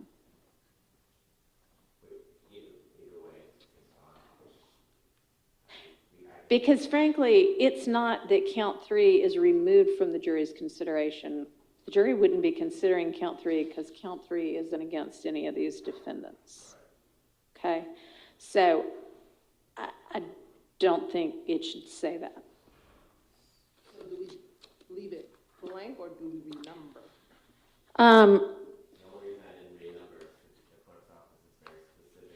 I mean, I think it's the language removed from consideration is just kind of potentially misleading. Should we say not for your consideration? It's just, it doesn't have anything to do with any of these defendants, so. Not related to the defendants that, Y'all think of something that seems a better, more accurate rendition.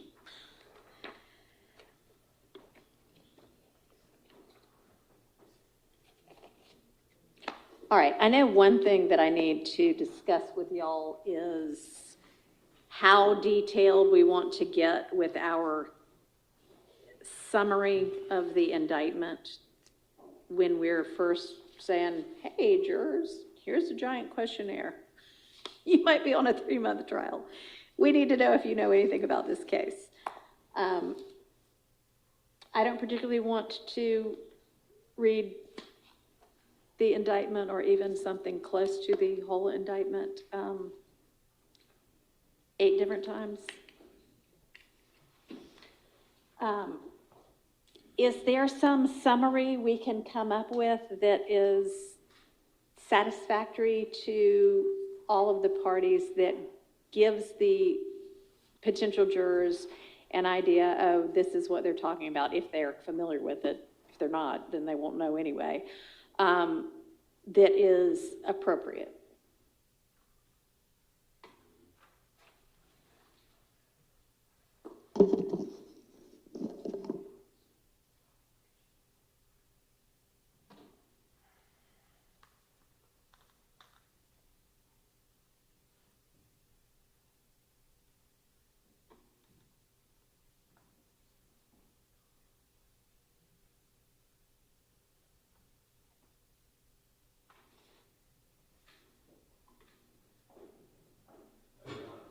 Mm-hmm. We believe that given the fact that these individuals are facing different charges and are not collectively charged together on every count, that it would be prudent to read each and every count to the jury so that they will be able to identify and separate each of these individuals with regards to their criminal responsibility. All right, let me ask you this. That's true with regard to everything other than count 1, which is the verbose count in the indictment. Can we narrow count 1 in some way, summarize count 1 in some way that says count 1 charges a conspiracy to violate the Racketeer Influence Corrupt Organizations Act by a pattern of racketeering activity, maybe even just some portion of that part 1, the conspiracy, without the entirety of the conspiracy is alleged, the entirety of the enterprise is alleged, and then the entirety of the still 53, is it still 53 overt acts that are alleged? State, is it still 53? Okay. I had sent the summary that included my very short, Okay. my jury questionnaire, a very short one I sent previously. Okay. It just says this case involves members of the Young Slime Likewise, no gang, including rappers at Williams, who are charged under the Racketeering Influence and Corrupt Organizations Act, also known as RICO, for engaging in a criminal enterprise for racketeering and other related offenses. These charges range from drug possession and sales, murder, and other violent crimes to which defendants Okay, well, that's a little slanted towards the state, but I'm sure we can use that as the starting point. It's certainly not going to say this case involves members of Young Slime Life, because that's something y'all need to prove, but good try. Okay.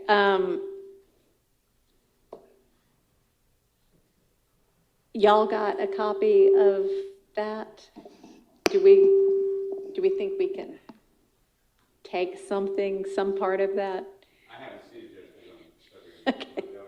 But it's also going to lead me to another issue about the jury questionnaire. We can take it now or later. Okay.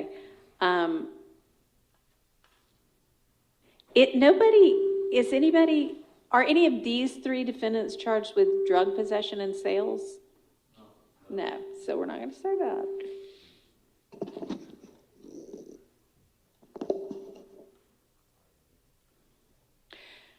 All right, so the defense at least would want me to read with regard to, okay, here's what Mr. McMullen is charged with.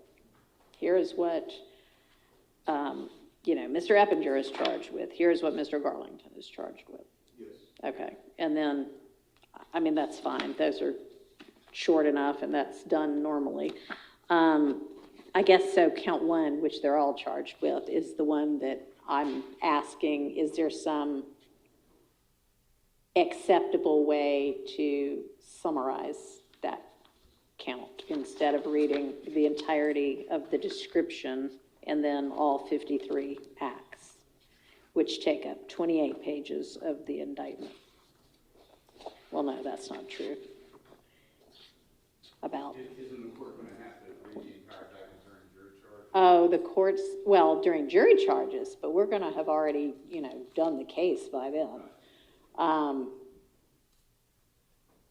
I think at this point, when we're doing hey, here's what this case is about, that could be really short. And then typically I do read the indictment, or actually I usually have the state read the indictment because it's the state's indictment. It's not the court's indictment.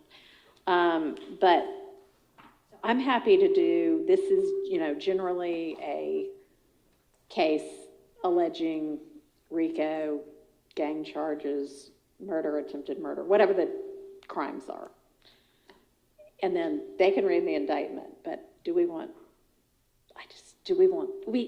don't need the entire indictment read just to figure out, here's enough about this case for you to say, yeah, I'm familiar with this, or no, I'm not familiar with this, or yeah, I've followed this before, or no, I haven't, right? My only question is that kind of confusing to the jury, because not hearing it but for the first time at the end of the jury charges, is that going to require that, is that all we're deciding between the first year and then they're hearing 48 other counts later? Is that going to create a problem for them to know what they're doing? I'm trying to remember, and I don't have my book with me that's what I read once we've got our jury. Do we read the indictment again then? Yes. We do, right? I know you can. I know there is where the indictments have been very Let me. They don't read it twice. They read it before the large pool. I would think they're paying a whole lot more attention once they're actually on the jury. And if I'm only reading the full thing once before we start the evidence, I think it would be more appropriate to read it when we've got our jurors in the box and I'm saying, all right, y'all, here's what this case is actually about. That would be fine with us. Okay.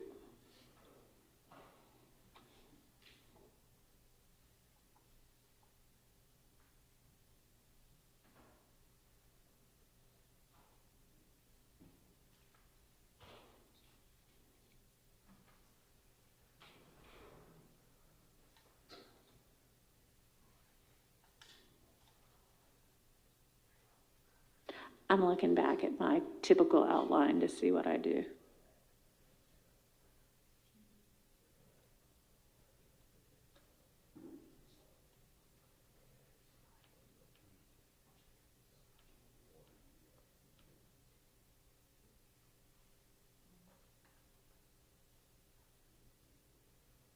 Okay, so I think what I typically do is read the whole indictment because it's not usually a 50-page indictment.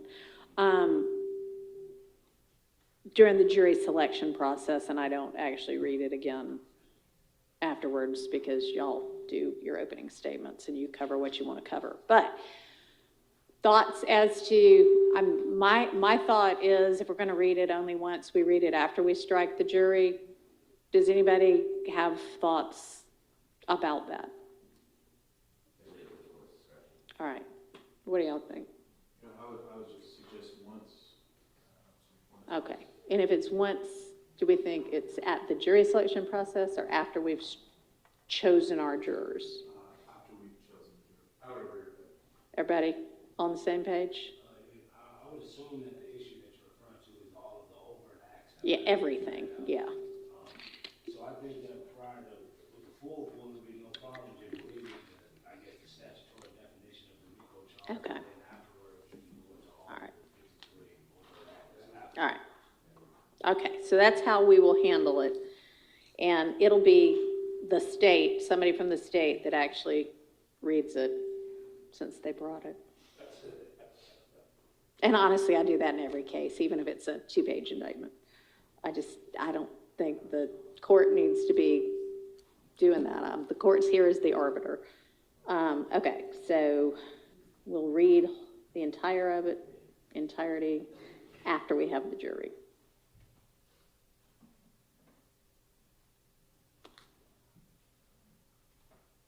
And it will be by someone on the prosecution team.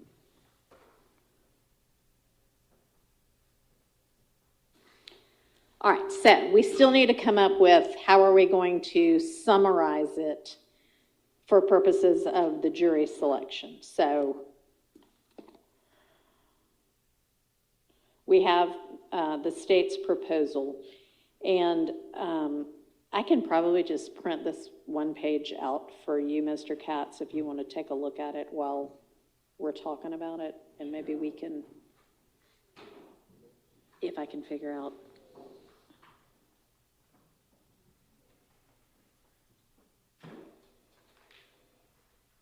Well, I think I just printed the whole thing, but it's pretty short anyway.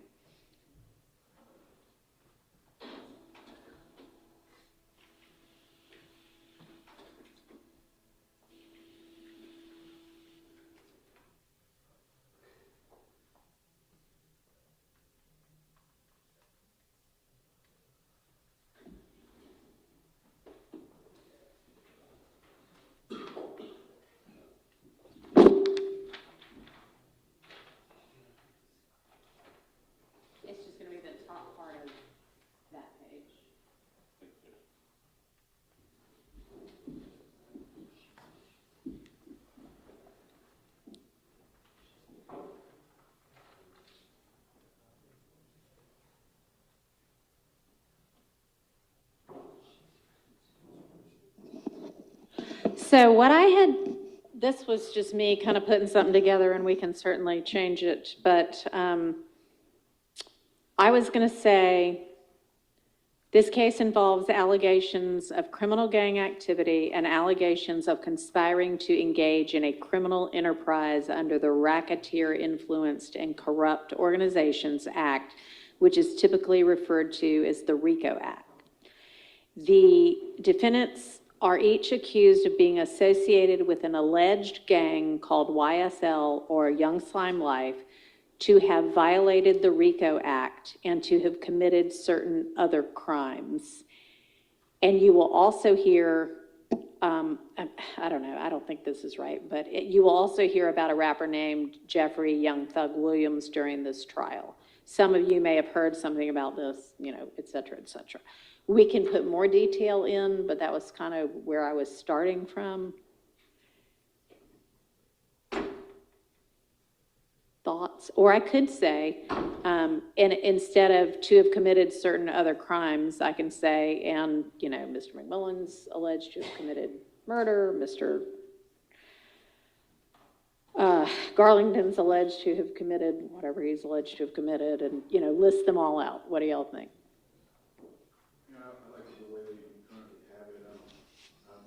I bet. Okay. And I could also say including murder and attempted murder. Murder or attempted murder. certain other crimes, just the way I have it. Okay. Now, the part about, I know we need to at some point say something about this is the one that's connected to Young Thug, because that's what's, if somebody is familiar, what's going to trigger for them, oh yeah, I watched every hour of that case, you know, or no, I've still never heard of him. So how do we, I mean, I don't know if the way I have it is right, and I can't remember. Let me look and see what Mr. Abadi had suggested. Your Honor, did you add more commonly known as Young Thug? No, I had a rapper named Jeffrey Young Thug Williams. I could say Jeffrey Williams, more, you know, whose, how to say it, music name, his rap name is Young Thug. Right. I think they would more so recognize it if it was a Okay. separation. Name Jeffrey Williams, who raps under the name Young Thug. Correct.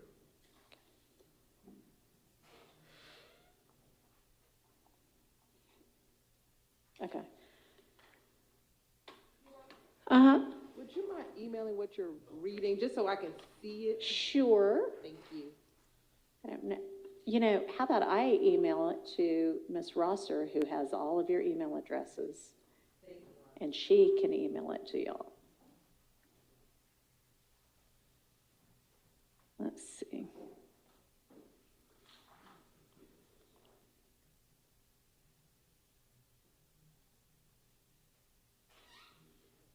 Judge, can I ask a question while we're listening to this? Mm-hmm. The form you just gave me, I don't know if my co-counsel here, specifically questions on this form. Oh, we're not, you don't need to worry about those questions. That was the state's proposed questions. I know, but a couple of them, I You don't like think we really have in here. Okay, well, we can, and I know you're not the one who had this case before today. You're standing in for Mr. Mondelli. We can circle back on that. Okay, that's fine. Okay.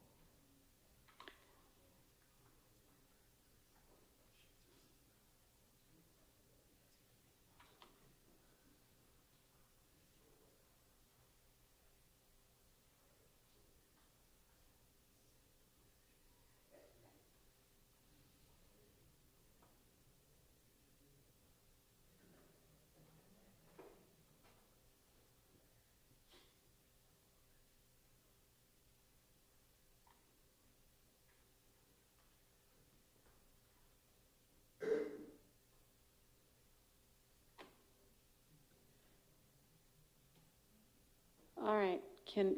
Does anybody have a better way or more to add to? You will also hear about a rapper named Jeffrey Williams who raps under the name Young Thug during this trial.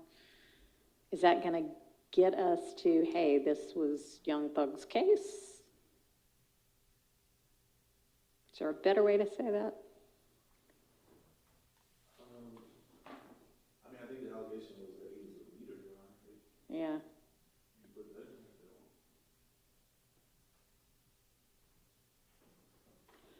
So,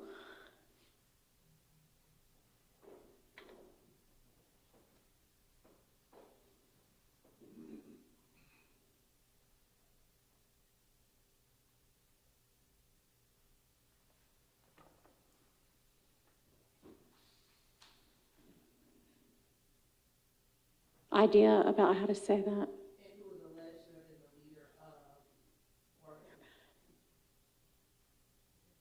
And, okay, so after who raps under the name Young Thug and who the state alleges? Okay. Well, it is to their RICO count. I mean, but the RICO count does not depend on the identity of the leader. So the fact that we're saying his name is somewhat irrelevant, Your Honor. They have to prove that they was some kind of criminal organization. I think it may or may not. Yeah, I mean, they're not going to actually have to prove that Mr. Williams is in any way involved in YSL to potentially prove all of their charges against these defendants. That's correct. So the question then is, was the relevance of him being mentioned? Well, the relevance of him being mentioned is that may be what triggers a potential juror to go, oh, yeah, I remember watching, you know, all of the testimony in the prior trial, and y'all presumably would all want to know that. Well, I mean, we have questions that are asking with regards to have they heard about the case and their familiarity about the case. Right, but this is how we're letting them know, because when we actually get to those questions in the questionnaire, it's more like the events are alleged to have taken place between X date and Y date. We aren't saying right then,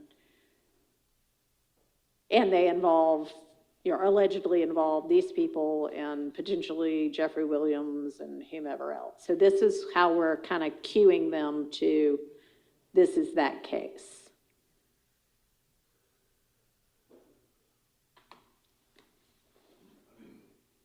Well, then, in that particular situation, after discussion with Mr. Katz, Mm-hmm. Your Honor, I do believe that we would have to add a question in there that's asking, have they formed an opinion based on their knowledge of the case, or that would it prevent them from being fair and impartial? Okay, well, can we put that one on pause right now and come back to it? I'm trying to figure out the way to phrase how to alert them to, this is the Young Thug case. But my question is, why do we have to alert them that it's the Young Thug case? Because you may not want to know, but the other attorneys want to know if potential jurors followed that case. Well, I understand that, but what I'm saying is the question that's being asked right now is based on how you want to read the indictment. Right. Well, no, I'm sorry. This is not how I'm going to read the indictment. This is, hey, jurors, how are you? Here's what you're about to do. And here's some little bit of information, like the presumption of innocence, blah, blah, blah. Not going to read the whole indictment to you, but I'm going to tell you it's about this broadly. And just for clarification, so I'm not to assume that the statement you're referring to will be made prior to me filling out this. Yes. And that's how they'll know how to answer the question. Yeah, I've heard about this case. Yes, I followed it intensely, or no, I don't know what you're talking about.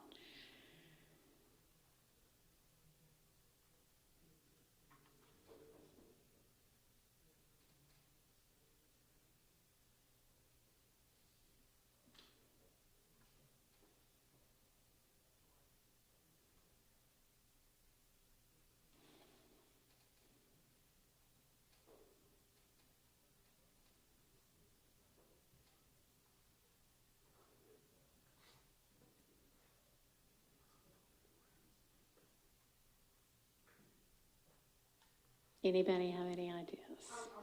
Okay.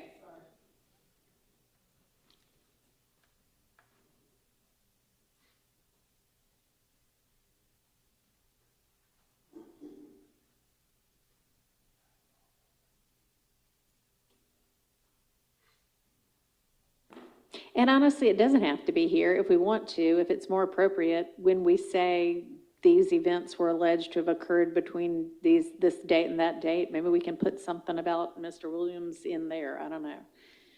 I think for here, we at least need to say you'll also hear about a rapper named Jeffrey Williams who raps under the name Young Thug during this trial.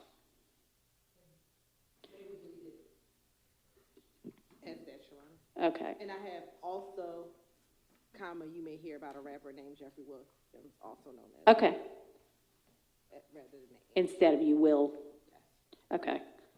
Also, you may hear about a rapper named Jeffrey Williams who raps under the name Young Thug during this trial. Okay. All right, so that then will be the language for my introduction. So for clarity's sake, once I do that, we're not going to read the full indictment before we ask them to fill out. And at this point, y'all would rather just say, am I correct in saying that the defense is fine with / prefers the more general language about a gang allegation, a RICO allegation, and certain other crimes versus the specific crimes that each client is charged with? Yes, for Mr. Dark. I prefer the specific crime for my client. Okay. Just for clarification, Your Honor, are you referring to initial statements the jury still? Yeah. I mean, obviously, when we get the jury, I'm going to have the state read the full redacted indictment, and it will say, this is who's charged with what, and this is the specific charge. Well, as far as these specific charges itself, prior to them, basically like this, I don't believe that all of the jurors have to know the specific charges as long as they are read to the actual jury itself. Okay. So in your first conversation with the jury, you do not have to read all of the charges. Okay. All right.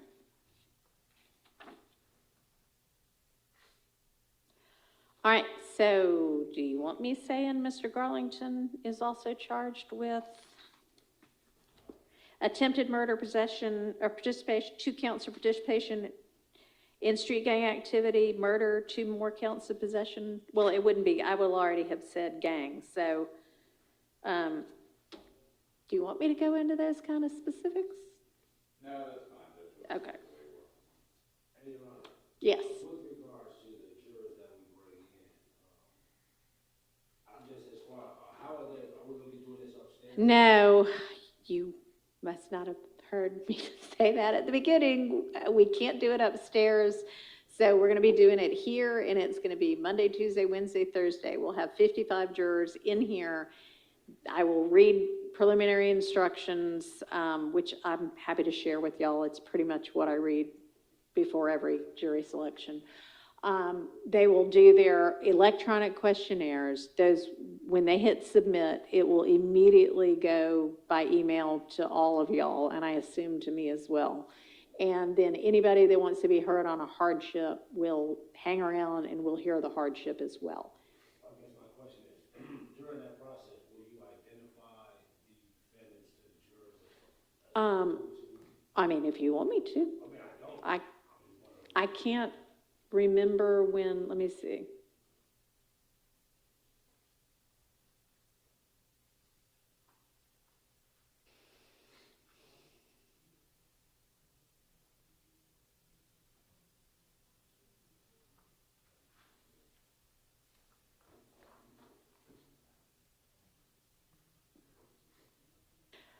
I wasn't planning to, nor does it look like that.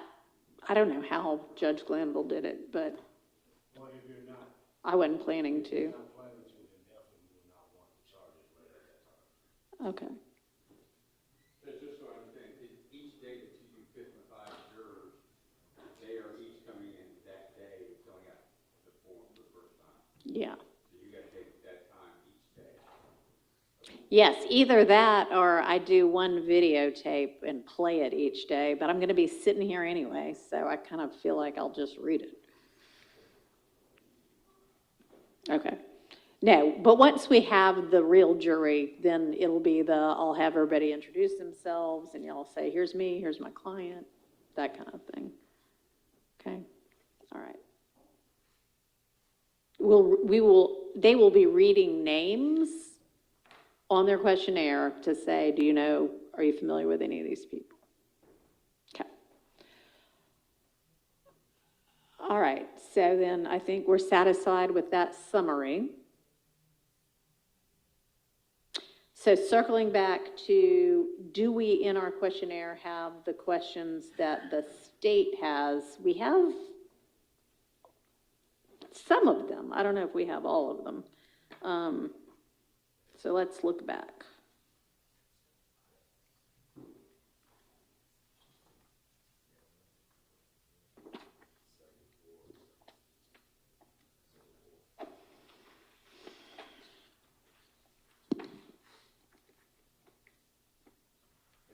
Mm-hmm. Okay. All right. Yeah, so we do have. 74, we're going to change the other, or just to add also. Yeah, attended court proceedings, yeah. It says please withdraw, but we don't, as you, this form you're giving me about the initial reading of the indictment, 4 and 5 are not in the question. No, those are in the, it will say, that the very first thing I'm going to say is, you know, you're potentially going to be considering the case of the state versus these 3 defendants, and I'll read out their names. And then we're going to ask the statutory questions. And to me, the statutory question, have you for any reason formed and expressed any opinion with regard to the guilt or innocence of, and I'm going to say any of the accused? I understand that, but sometimes jurors either don't understand or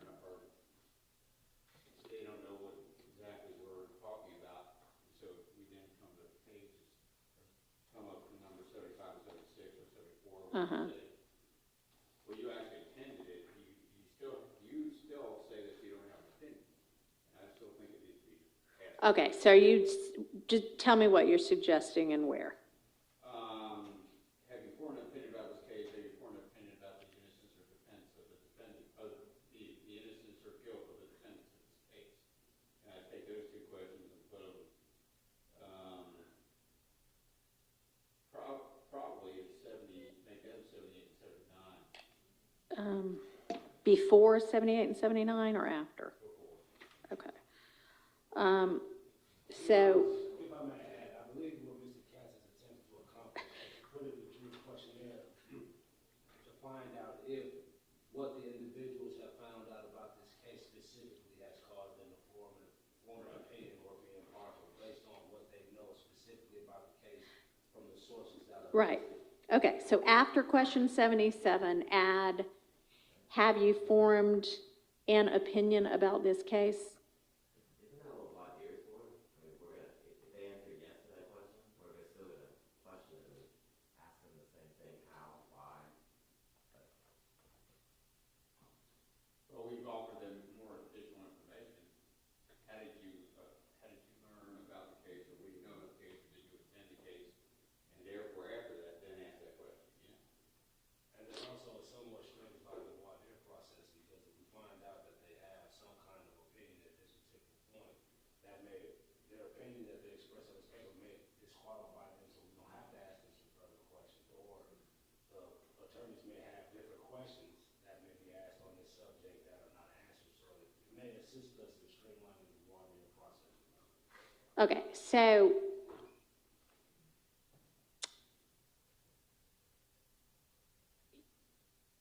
here's the potential catch with that is this case against these 3 defendants who are going to be on trial in June and July is not the same case as the case that already occurred. And we might want to know, did they form an opinion about that case? And we might want to know, have they formed an opinion about this case? But that's not necessarily the same thing. And I don't want them, I don't want to in any way be implying that it is.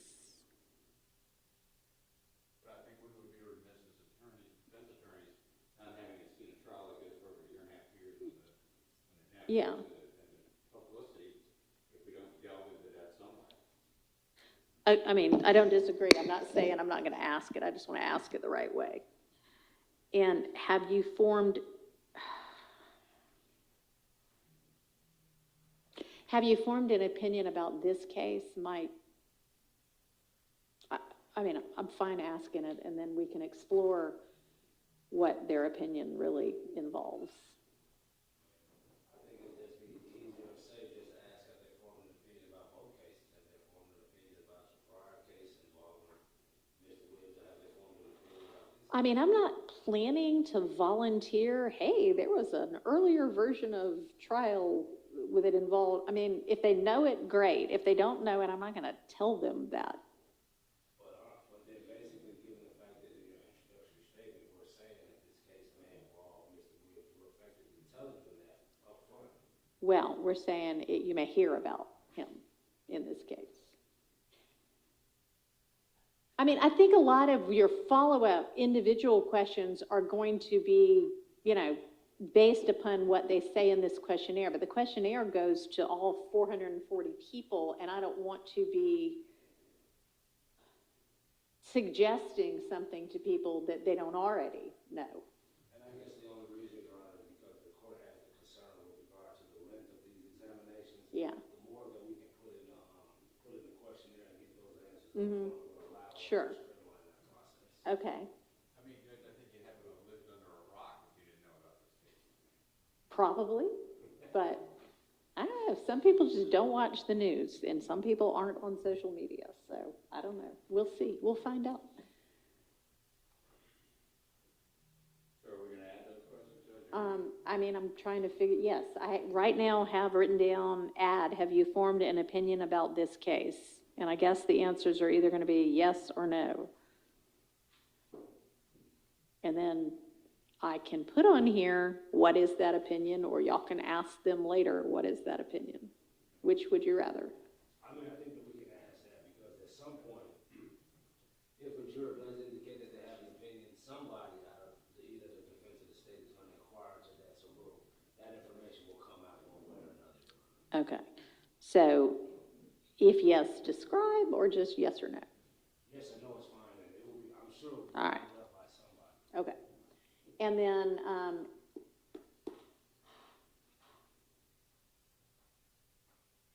I think, have you formed an opinion about this case? Y'all will be able to launch into and figure out, does that include, have you formed an opinion about any of the defendants in this case? Or that's what I was gonna put up as a follow-up question here, or we can do it. You want it as a question on the questionnaire? I mean, as I stated, Your Honor, the more we can get on the questionnaire will assist us in streamlining our follow-up questions. But if you feel that the questionnaire has become too voluminous. No, I mean, one more question's not going to make or break it. Do y'all want it? Yes, okay.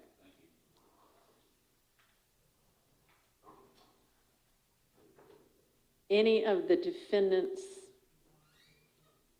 it's written as related to this case, in this case, right?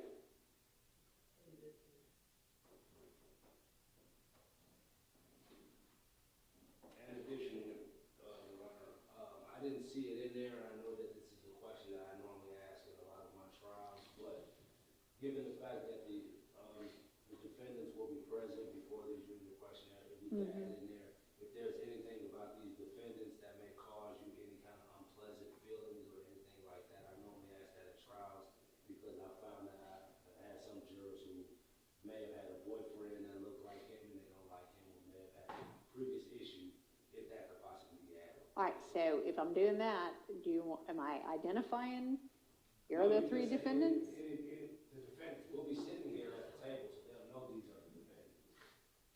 Maybe they'll think you're the defendant. I would hope so. I mean, if I'm not saying, I'm just saying, here are the parties, basically. Okay, well, you can say the parties. Okay. The parties in this. Yes. Typically, that's Later, yeah. voir dire. But does the defendant resemble or remind who they want? No, so, okay. The questionnaire is kind of supposed to be that yes/no voir dire part. That's what I was confused about. Yeah. Why you have such a short questionnaire from the state, because in the previous cases that I've done, like the McGregor case, that was the questionnaire we did to get their general knowledge about the case, and then we did normal voir dire as we normally would with everybody.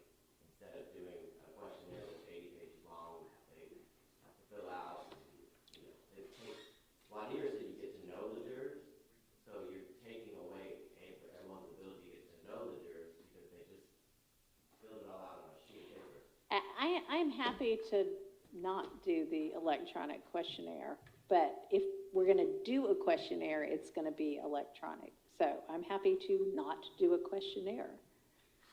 I was just curious if the questionnaire was taking the place of voir dire. It is, I think, designed to take the place of the initial part of voir dire that is to the whole, whatever it's called, veneer. All of the yes-no questions. It's not designed to take the place of individual follow-up. So general voir dire, the questions. Yeah. So with that knowledge, if there are some questions we need to add, then there are some questions we need to add. It sounds like one of them might be, here are the parties in the case. Here are the parties and the attorneys in the case. Anybody just really get under your skin? I won't say it that way, but, you know. Right? Is that what y'all are proposing? Yes. Okay, I'll find some place to add that.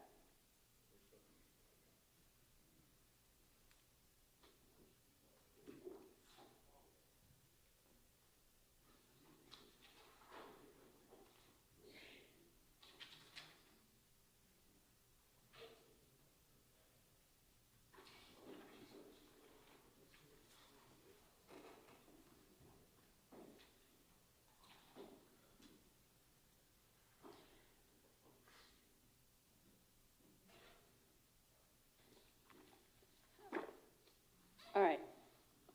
Anything else we need to add to the questionnaire? Okay. All right.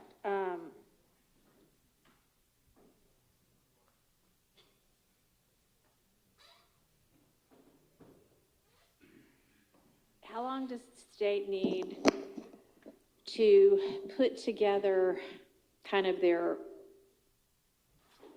organized chart or list or whatever of what the evidence is generally going to be, which y'all were so great at towards the end of the last trial, so that the defense could have it and we could all be on the same page, and then they can say, oh, they're not even using that video, but they are using this one, and I'm going to challenge this one, because we're going to need to litigate all of that.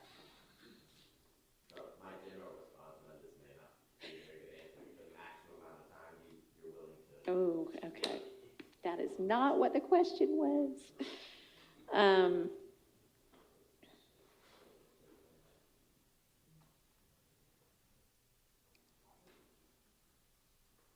April 1st be reasonable? 30 days from today, March 7th. We all have other responsibilities. March 3rd. Because then they've got to file their motions in limine.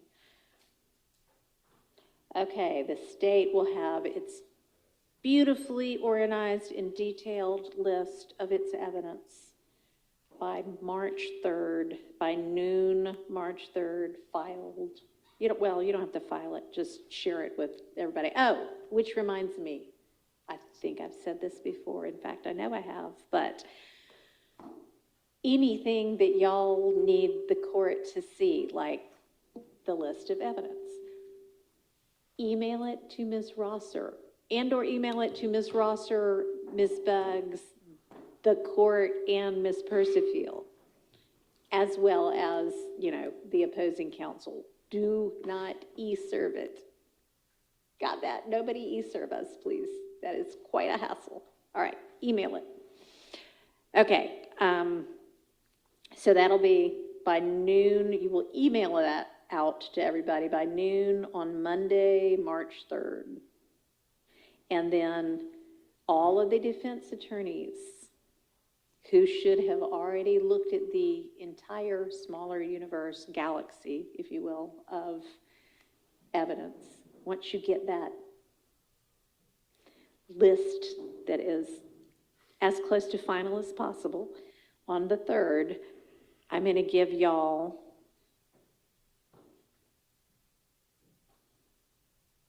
until the 17th to file These will be filed, all of your motions in limine that are specific, that say I'm challenging item number, whatever it is on their list, and here's why. And then we'll litigate it. Okay. And to the extent that all of y'all can get together behind the scenes before time to litigate in court, I'm going to actually set the court date to give y'all time after y'all's motions in limine have been filed for the state to take a look and go, oh yeah, that makes sense, or oh, we can do without that, or we can compromise on this, or I wonder what they mean, let me find out, and then sort it out behind the scenes cooperatively. Y'all do that, okay? It'll be much smoother for everybody. Sorry, so evidence-specific motions in limine by noon, filed by noon, March 17th, emailed to the court in addition, and then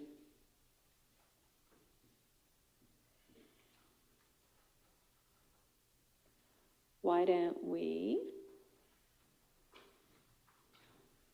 plan to have court on March 27th. We'll start at 9:30 and we'll just go as long as we need to. And we might need to go into March 28th as well.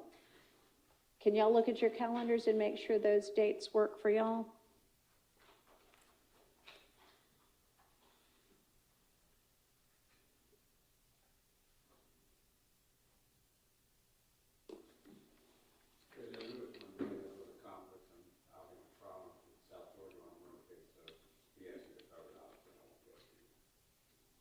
Okay, thank you. March 27th is Thursday and Friday. Mm-hmm. Those are good? Okay. Mr. Johnson, how about you? All right, y'all go ahead and block those out on your calendars. And then if y'all can resolve everything beforehand, we won't need to have those, but you probably won't be able to resolve everything, but you may be able to resolve some things. Okay, and then we'll go from there. Does that sound good? All right, anything else we need to think about right now? Judge, I just wanted to add something. I Uh-huh. think we already denied the motion from Limine as to the videos. Uh-huh. I just wanted to add another point to that. Okay, Whenever the court's ready. I'm ready. Judge, well, I understand and I appreciate the state's position that Baker did not involve a RICO in the gang case. It's still one of the main things they focused on was to see the state by using these rap lyrics and these videos was to show that these kind of people that do lyrics, that do raps, have a propensity to commit crimes. And that's one thing the Supreme Court focused on. And I would take the position that is another reason why we would ask the court to reconsider its position in denying that motion. All right, thank you.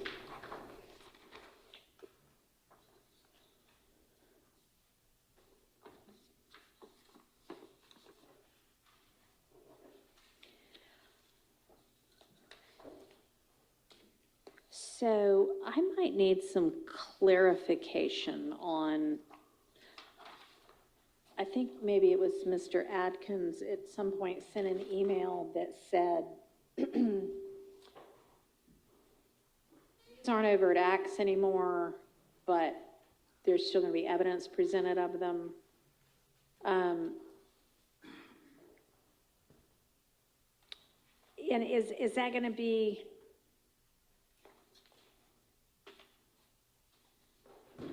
with regard to particular charged crimes in the indictment, or just with regard to RICO, or intrinsic to other crimes?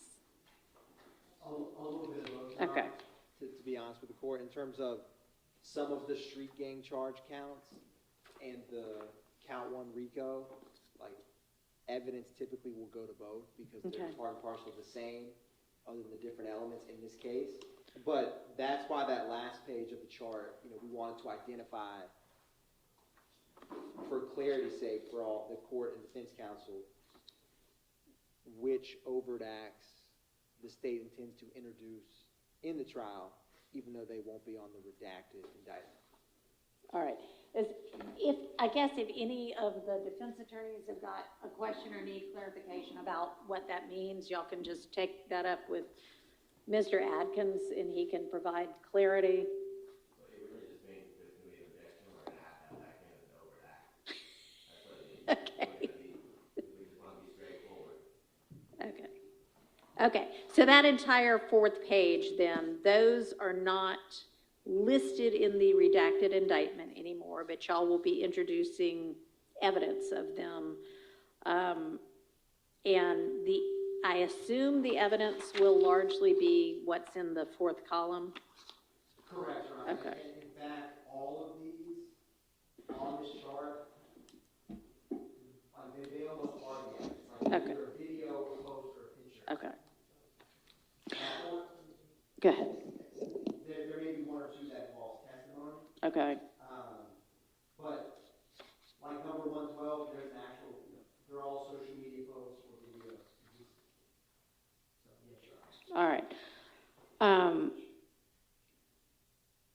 Okay, so then y'all, defense, need to take a hard look at page 4 of the chart, and if there's going to be any kind of a motion in limine you want to bring because you think, well, that is in no way even relevant anymore, or that is insanely prejudicial, then I need to have that specified so that we can litigate it. Just standing in here, Judge, just so I understand, those acts are prior acts, or are they acts that are related to this case? I'm just trying to understand.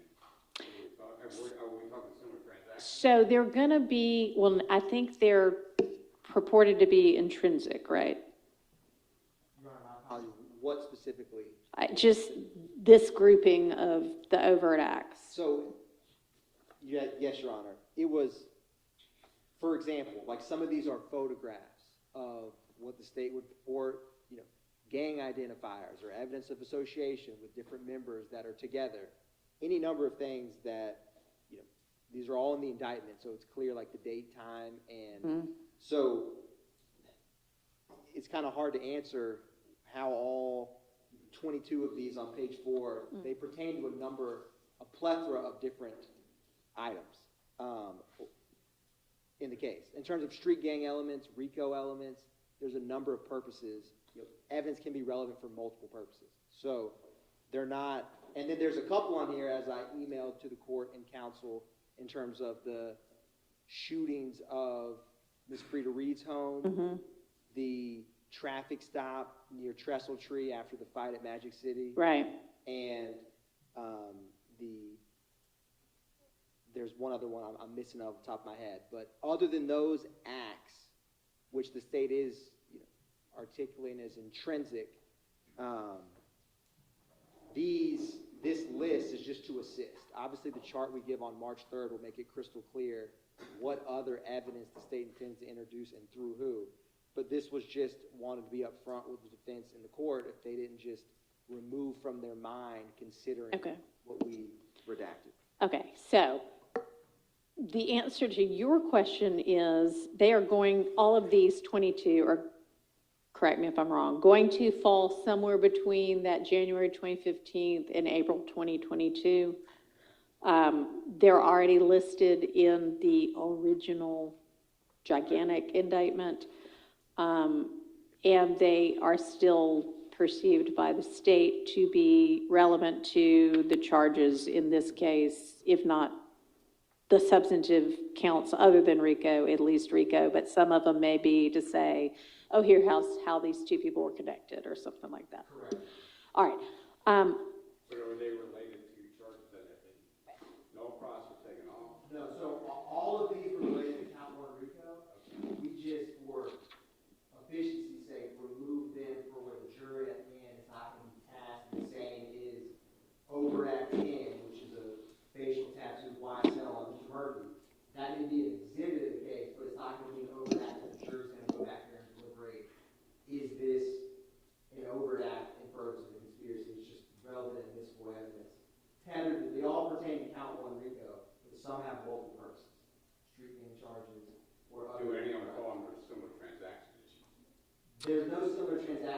issue because of the count one RICO with these specific evidence.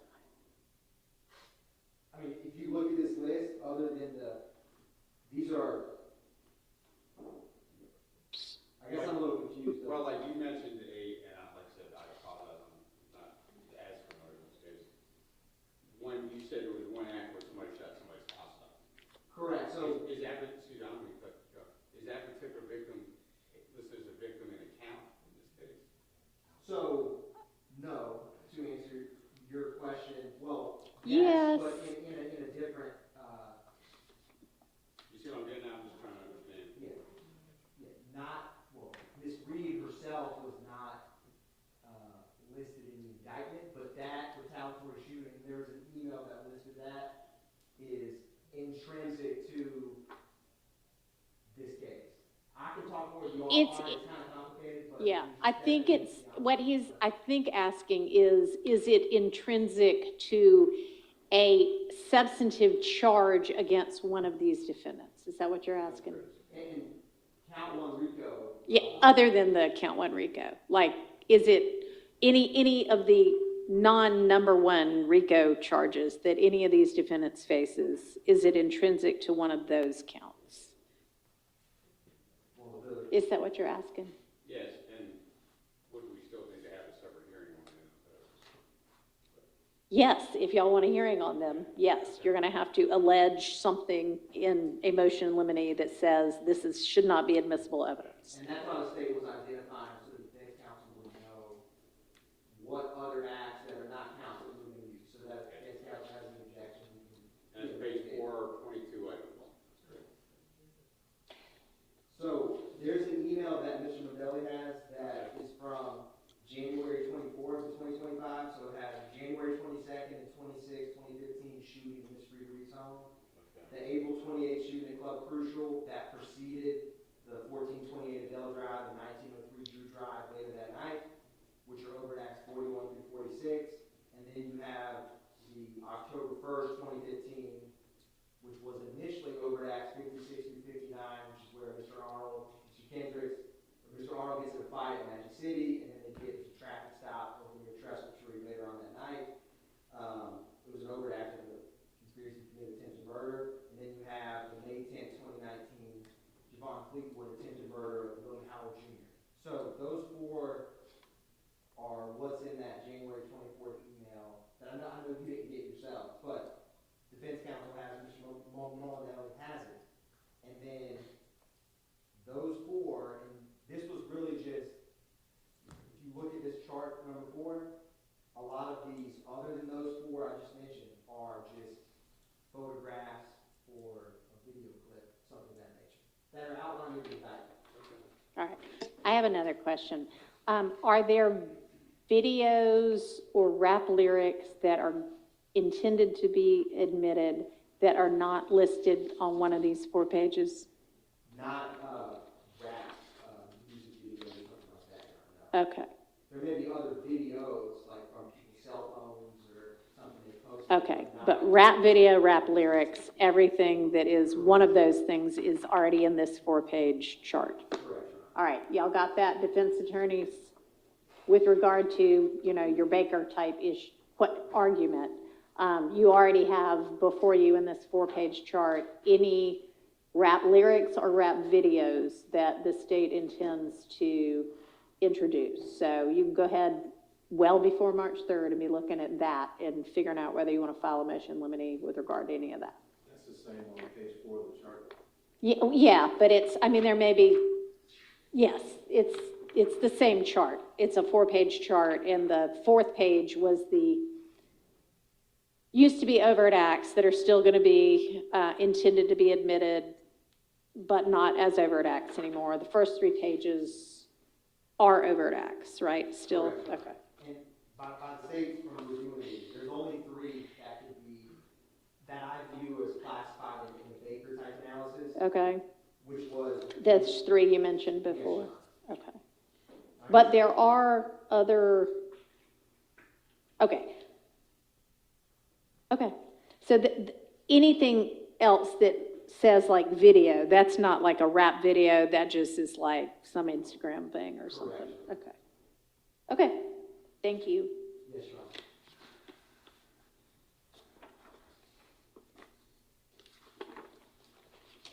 All right, I appreciate everybody's time. Is there anything else anybody thinks we should be discussing right now? Your Honor, I just wanted to put on the record, just ask that, of course, our clients remain here and not be sent anywhere else, so that we'll have time to confer. My client specifically was concerned about being sent back to DOC. Okay, I don't know the answer. Ms. Rosser.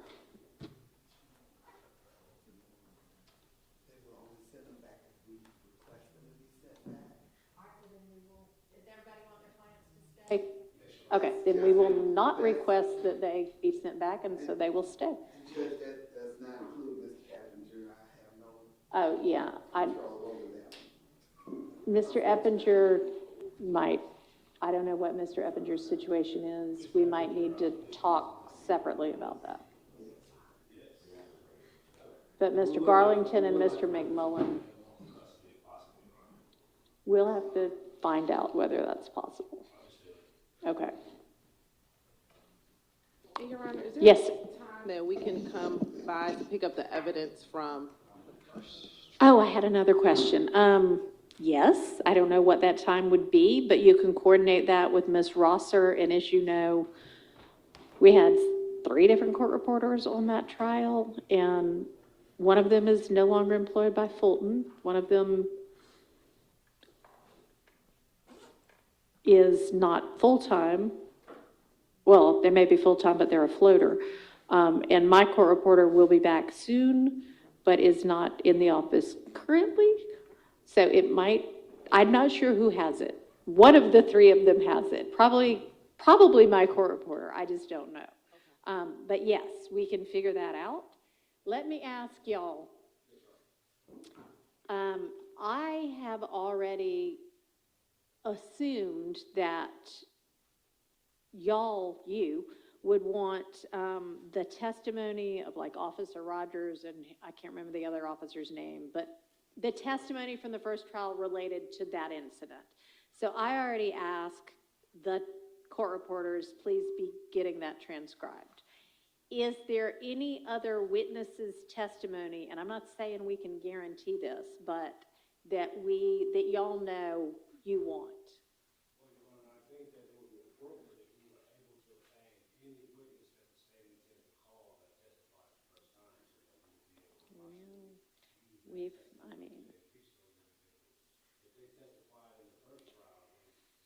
All right, we're talking about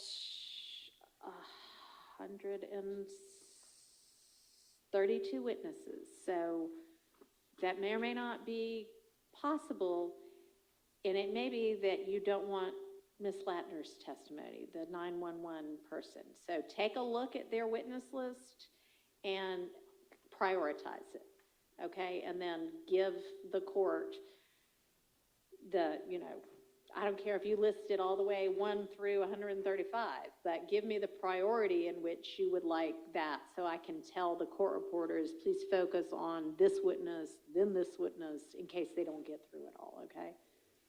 All right.